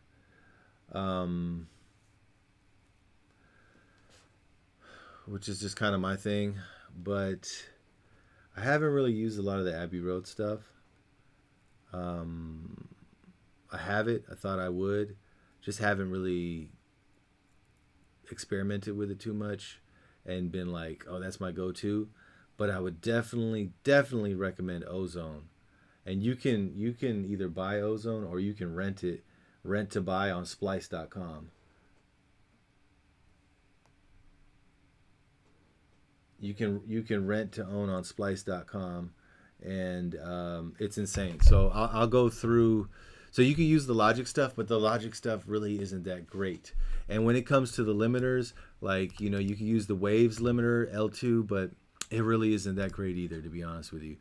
The one for €30 a year, or I think it's like 111 if you buy it out, but which is this one. This sounds amazing. I use this on a mix, and I did this mix yesterday, and it sounds so amazing, and it's all live instruments, and I want to play it so bad because I'm so proud of that mix, but I can't play it right now because I'll get in trouble from the group. They're signed, and they're actually some old school legends in the gospel department. But the record is amazing. There's electric guitar, there's bass, keys, piano, everything, and it just sounds amazing. And this invisible limiter, like, you can squash the hell out of something, and it'll just sound louder. It won't like reduce the dynamics or anything. This is so damn good. I'm so satisfied with this. And then when you go to their website, you'll see like 6 super big time Hollywood mix engineers all praising this thing on there on the testimonials. And I don't know any other plugin where people are saying stuff like that, except for maybe UAD. But I would highly recommend this. You can download the trial too. I think it's 14-day or something. Download the trial and you will definitely love it. But yeah, I would suggest Ozone. So let me find Isotope. So just to kind of go over the settings with you. And I think there's a trial on this too. But the rental, I don't know what it is, $20 or something. And then it's like rent to own, which is pretty cool. So right here, genre specific, and they've got gentle rock, gentle acoustic, indie rock, island bass, some real cool stuff, light folk. Let's go ahead and let's go into indie rock. Check that out. Obviously, it's not going to be right for this song, but so they've got an EQ curve that is more suitable for rock. Then I don't know what this is doing. Dynamic EQ. It looks like they're kind of taming this area, and which is something you probably know. And this is surprised that I don't see any low end tame. But rock is probably more suitable at like you want to feel it still because it's live instruments, but it's probably more of a mid thing, in the low mids and the mid highs. Then here we go again with the dynamics multipressor. This is kind of doing its own thing. But the way these presets are set, I mean, look, I'm just playing this. This sounds pretty good.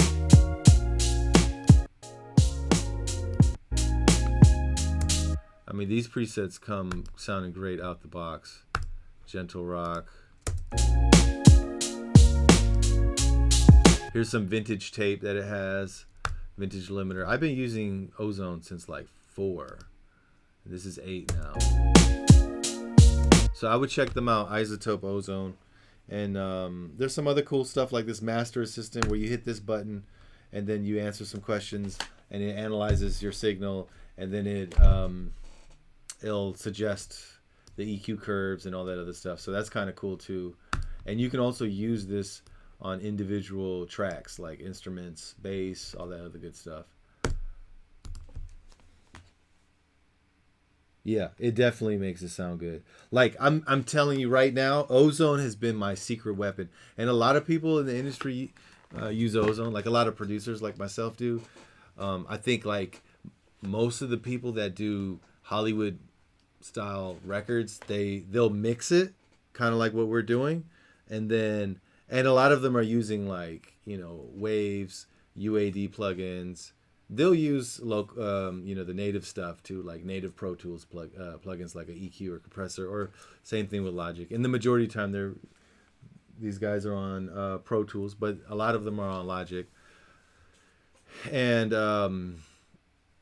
then they're doing everything we did except for the master, and then they're sending the master out to whoever the top guy is at the time, and then they handle it from there. But for what we're doing, to just to put stuff out online, and a lot of the electronic guys too, they'll do it. Ozone is amazing. There's nothing that's coming close to Ozone. I used everything, T-Racks, everything, and I have a lot of the wave stuff, and I use it here and there. But Ozone is like the go-to, especially for us because we're producing, right? Like the mixing process is fun because it's creative and it's part of making that record. But when we master it, like we just want the master to do what the master is supposed to do, kind of make the songs sound a little bit better, but just kind of amplify the beautiful mix that we should already have.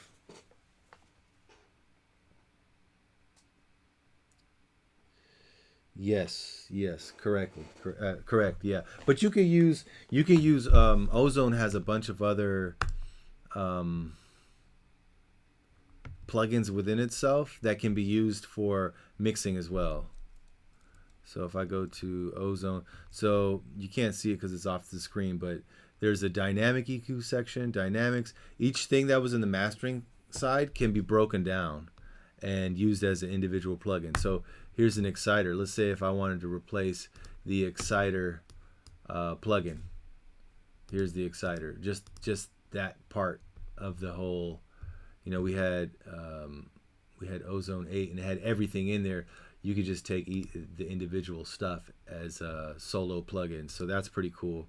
And that, you might use, like, let's see what the compressor has. Maybe it's got some cool bass stuff.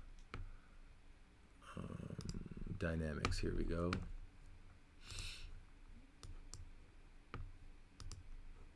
Yeah, see, enhance low end, enhance high end, analog high end, analog dynamics, kind of giving it an analog feel, richness and depth, vocal brightness, vintage warmth. So these are like pretty cool things. Wider and brighter, and they sound so damn good. The other thing that I use that I could recommend if you're really trying to get, like, solid records and mixing,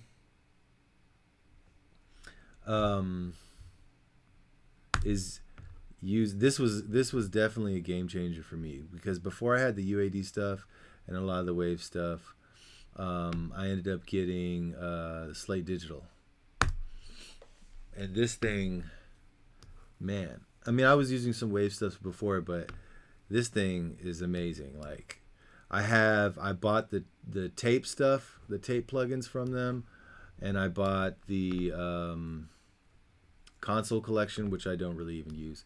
But if you rent it, I think I'm paying $14 a month or $15 a month. You can buy it outright too. I think this is $200, but if you're renting it, you get every single plugin that they have. There's tons of presets, and Steven Slate, he's the creator of this. He actually is a rock guy, so there's tons of really dope, really awesome rock stuff in here. Mix bus strips, extreme strips, drum crusher, a lot of live drum stuff in here too. Kicks, guitars, classic strips, and these are emulating the hardware counterparts. So this is an SSL EQ. I don't know if it's the 4K or the 8K. I think it's the 4K. Then you've got some compressors here and limiters. This is the virtual channel that I was telling you about. So this is supposed to emulate right here the Brit 4K-E. That is the SSL 4000E. Then the 4000G, I believe, the SSL as well. Then you've got the Brit N, which is the Nimh console. This is a Triton. I've never used a Triton before. And the USAA, I think, is the API console. So yeah, these are awesome, man. These are so freaking awesome. So you've got your gain staging right here, which comes in handy. And then you just bring in some input. I usually keep around 4 for the ratio, depending on what you have here. Screw around with the attack and release. And then there's also parallel compression, so you can crush something here, because I know that's like a rock tactic, to crush like the overheads or something, and then to kind of bring them back in the mix or whatever. And there's some other awesome stuff in here as well. And I also have the mic from them, which emulates like a $30,000 mic setup, and it sounds great. So if you pay the $15 from Slate, you get everything. And that's what I'm doing. I have their stuff. And I also, like I said, here's the classic tubes. I have the mic right here. I have the microphone right here. And this thing sounds awesome. Like, it models some, I'm a real big Neumann guy. I don't have a U87. That's something that I will get one day. But I ended up getting this. It was $1,000. It's from Slate. It emulates a lot of like 3 or 4 Neumanns. There's two really cool ones. They're more for rock. Like I said, this guy's a rock dude. And I primarily use the Telefunken Elam, I forgot what it's called right now, 201. And I think it's like $8,000. If you look at sweetwater.com, it's like $8,000. And he's using like, one that's specific to a studio, and it's a vintage one, and it's, rated at like $15,000. He's using some crazy expensive preamps, and it sounds real good. And when I look at the forums and see what the other pros are saying, and everyone's kind of saying that it sounds the same, you know, or really, really close where they can't tell. And yeah, so he's got great stuff. So like, I trust all his stuff. Yeah, so you get everything. You get tons of EQs, and I use the SSL. Here's the this is new. I haven't used this yet, but this is the API. I use the Waves API. But once again, like to get you going, you could get the slate. You could just test it out, and then you'll have everything pretty much. You'll have 1176 compressors. You'll have the SSL, APIs, and the Nimhs, and these Nimhs sound so damn good. I mean, I love it. I use it so much. I even have the Universal Audio interface, and the Apollo Twin, and that one, I can pull this up. And this might be overkill for you, but if you ever decide on expanding, like, this is the way to go. Let me open this up. So this has a separate mixer where I can kind of send a signal to headphones, and do a bunch of other cool routing and stuff. But the cool thing about this is this has this Unison Preamp stuff, and I can actually go in here and pick according to them and from what I heard and the reviews, a super, super close sounding Nimh preamp. So you got the EQ and the actual preamp. And when you start adjusting some of these knobs and stuff, you're actually, they've modeled like what the electronics are doing to the actual unit. So that would, you know, using the hardware, that would definitely affect the signal path and kind of, you know, make the sound different one way or another. And they've modeled that too, which is just kind of cool to have because it kind of feels like you have the real deal. And it sounds amazing. It sounds really good.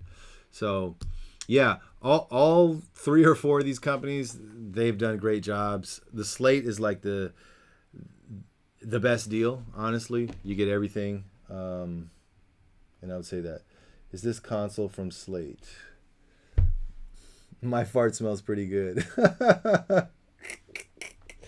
Let me answer IIIVIIJ4.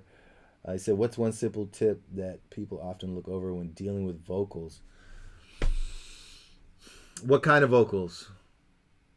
R&B vocals, pop vocals, rock?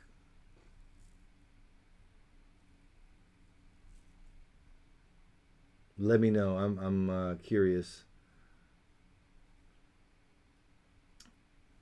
Until you answer that, what I can think of definitely is like recording in a good room with a good vocal chain. So like, I'm sick and tired. I don't think I will. There's only one person in the world that I would mix a crappy recorded vocal for. And other than that, like, I'm past that era.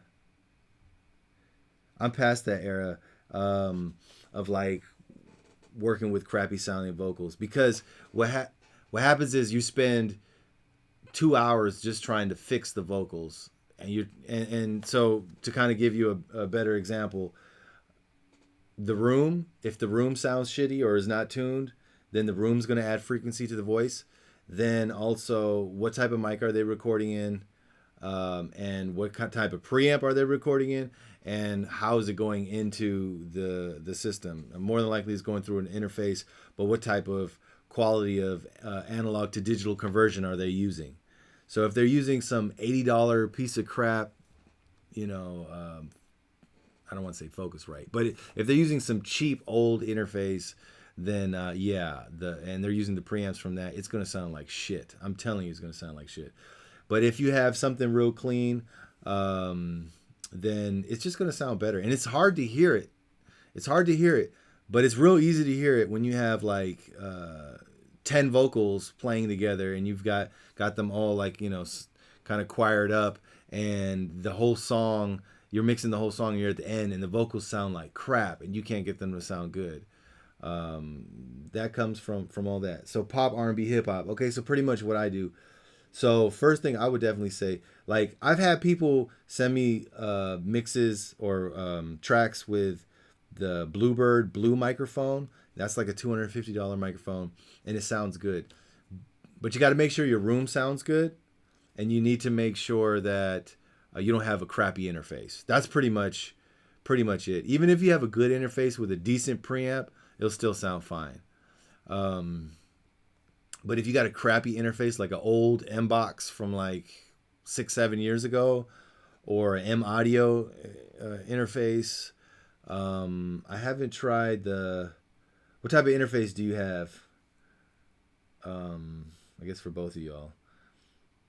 But yeah, that's what I would say when it comes to vocals. Is this console from Slate?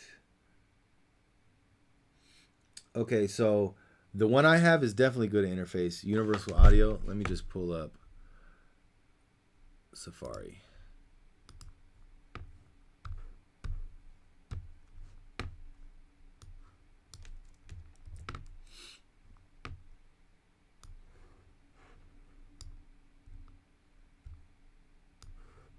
All right, so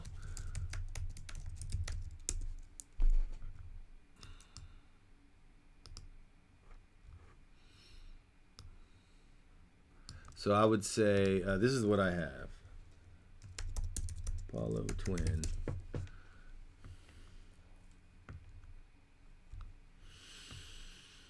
So I have this version. This is the USB version for Windows. And this is the newer one. I've got the MK1. So it's like $800-900. But they have a newer one, and this one comes with UAD plugins and also powers the UAD plugins, and they sound amazing. But I've got another one that's more budget friendly. They have, let me see, they have another one that they made that's I think $500. That gets you in the game with them. Somewhere around here. Huh. I forgot what it's called. It's something. Let me see.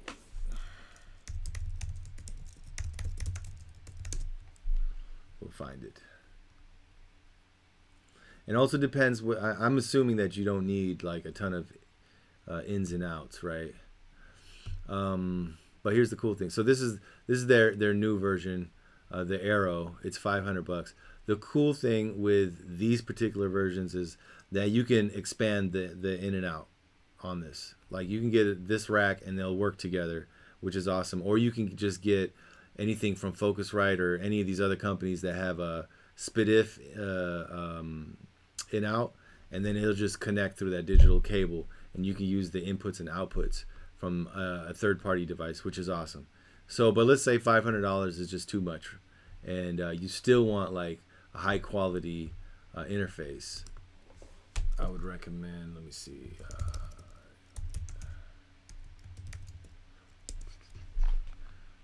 just at the moment I just went blank with the name, but I'll tell you which one it is. And I've recommended this to like 3 people, and all of them have loved the sound that this thing provides. I think it's a USB interface.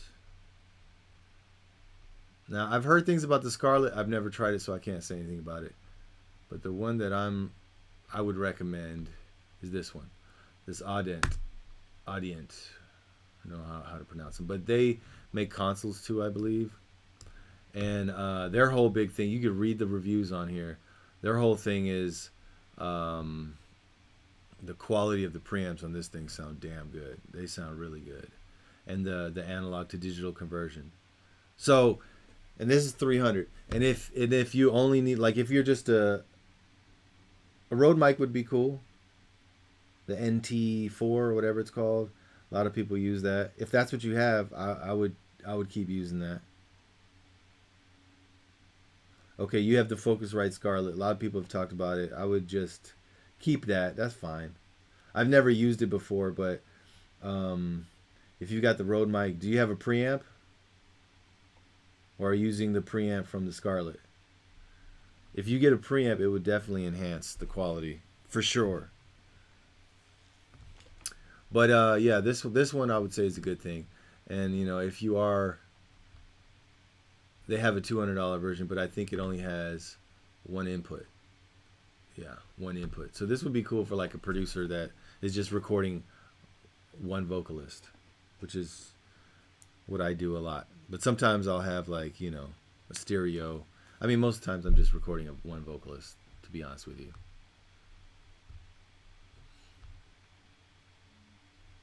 And then preamps, I don't know. I used to have, you know, with the preamps, you kind of want to, the Slate one comes with their own preamp. So that's why I have that. But before I had that, I had one from Universal Audio. I think it was the Twinfinity. And it was cool. It definitely made a huge difference. This one. I had this one. But, you know, if you have the Scarlett and a Rode mic and that's the budget, then I think you're fine. I think you're fine. I think your biggest concern is to make sure that the room you're recording in sounds good. Really good. Like don't record in some crappy booth that you made and you know, make the room sound worse. Like, for example, in this room, there's still room for improvement, and I haven't really done any testing because there's some testing that you can do with a special mic and software where it'll kind of tell you if your room is producing more frequencies, which is going to alter the signal of the audio. But I made these bass traps, and I'll show you these. I'll turn on the lights. Like these traps on the walls, they're pretty thick, and they're about that thick. And you use rock wool. Years ago in a studio, there was a guy that did a lot of this stuff, an older guy, when I used to live in Berlin, and he actually showed me how he did it. So, yeah, so, you know, I ended up buying a house, and that was the first thing that I wanted to do, was to hook my studio. So I have everything mounted on the wall, and it's kind of like a good 2 inches off the wall. So that way the sound goes through it, hits the wall, and then goes through it again, because we want to absorb it, right? We want to control. That's what I'm trying to do in this room, is control the sound. And here's an extra one that I have that I don't have mounted, and I've had it for a while, so it's kind of been moved around a little bit too much, but it's pretty thick. You can see it's pretty thick. So it's a frame, and then inside it I've got rock wool, which you can get from Home Depot. I got it from Home Depot. And then, yeah, you put it in there and you staple this thing, and it looks hecka clean. I mean, that's pretty clean. And it's super effective. Like, when I just put these things on, I had them leaned up against the wall when I was installing them. The room sounded so much better. It sounds really tight in this room, and it's pretty cool. I mean, you can hear it from the claps. It's pretty tight.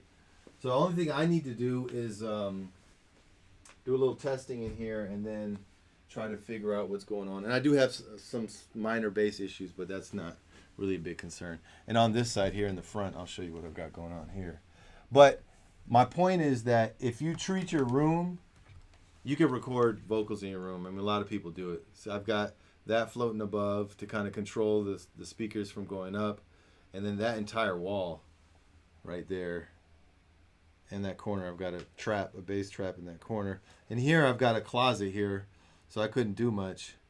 But I have the laptop now sitting here, but if I'm doing like courses and stuff, I'll put it in there so that way you can't hear the fan noise. And usually it's just away, so that way it's cleaner. I just have the monitor out. But yeah, so it's kind of tricky. This room's a little tricky because I got all these doors here. There's a bathroom and a shower in there. And then this is the closet, and then that goes outside, and then here's the back. So once again, here's the front. So there's a 4 panels mounted together, and they're really big, and they make a huge difference. But like I said, you could do that yourself. But yeah. So anyway, that concludes today's live session. I gotta shut it down, but thanks for participating and asking questions. I hope I helped. in some way. And if not, just contact me. Also, hopefully you guys, I think Jed B, you might be in producer chat. Check out producer chat. I'm gonna go ahead and check out producer chat. www.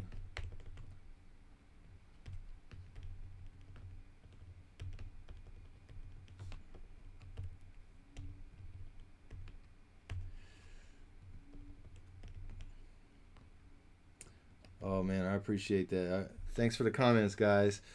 I'll be doing more mixes, so I'll be mixing some of my stuff. And Jed, if you are in producer chat, maybe we can mix some of your stuff, so we have a different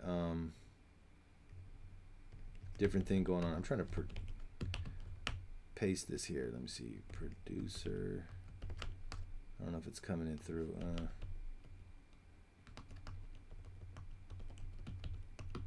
There we go. I don't know, whatever. But yeah, and I'm gonna do a lot of my stuff because I got a lot of stuff in, like, you know, I've been producing for years, so I want to kind of teach how to polish records and stuff like that, you know. So this is one of our members, his stuff, and we thought it'd be cool if every week maybe I pick people's, you know, whatever you guys want to learn, and then I'll just come on here and do something. And then we've got the recording too, so you guys can keep going back to it. All right, you guys. Peace out. Have a good night.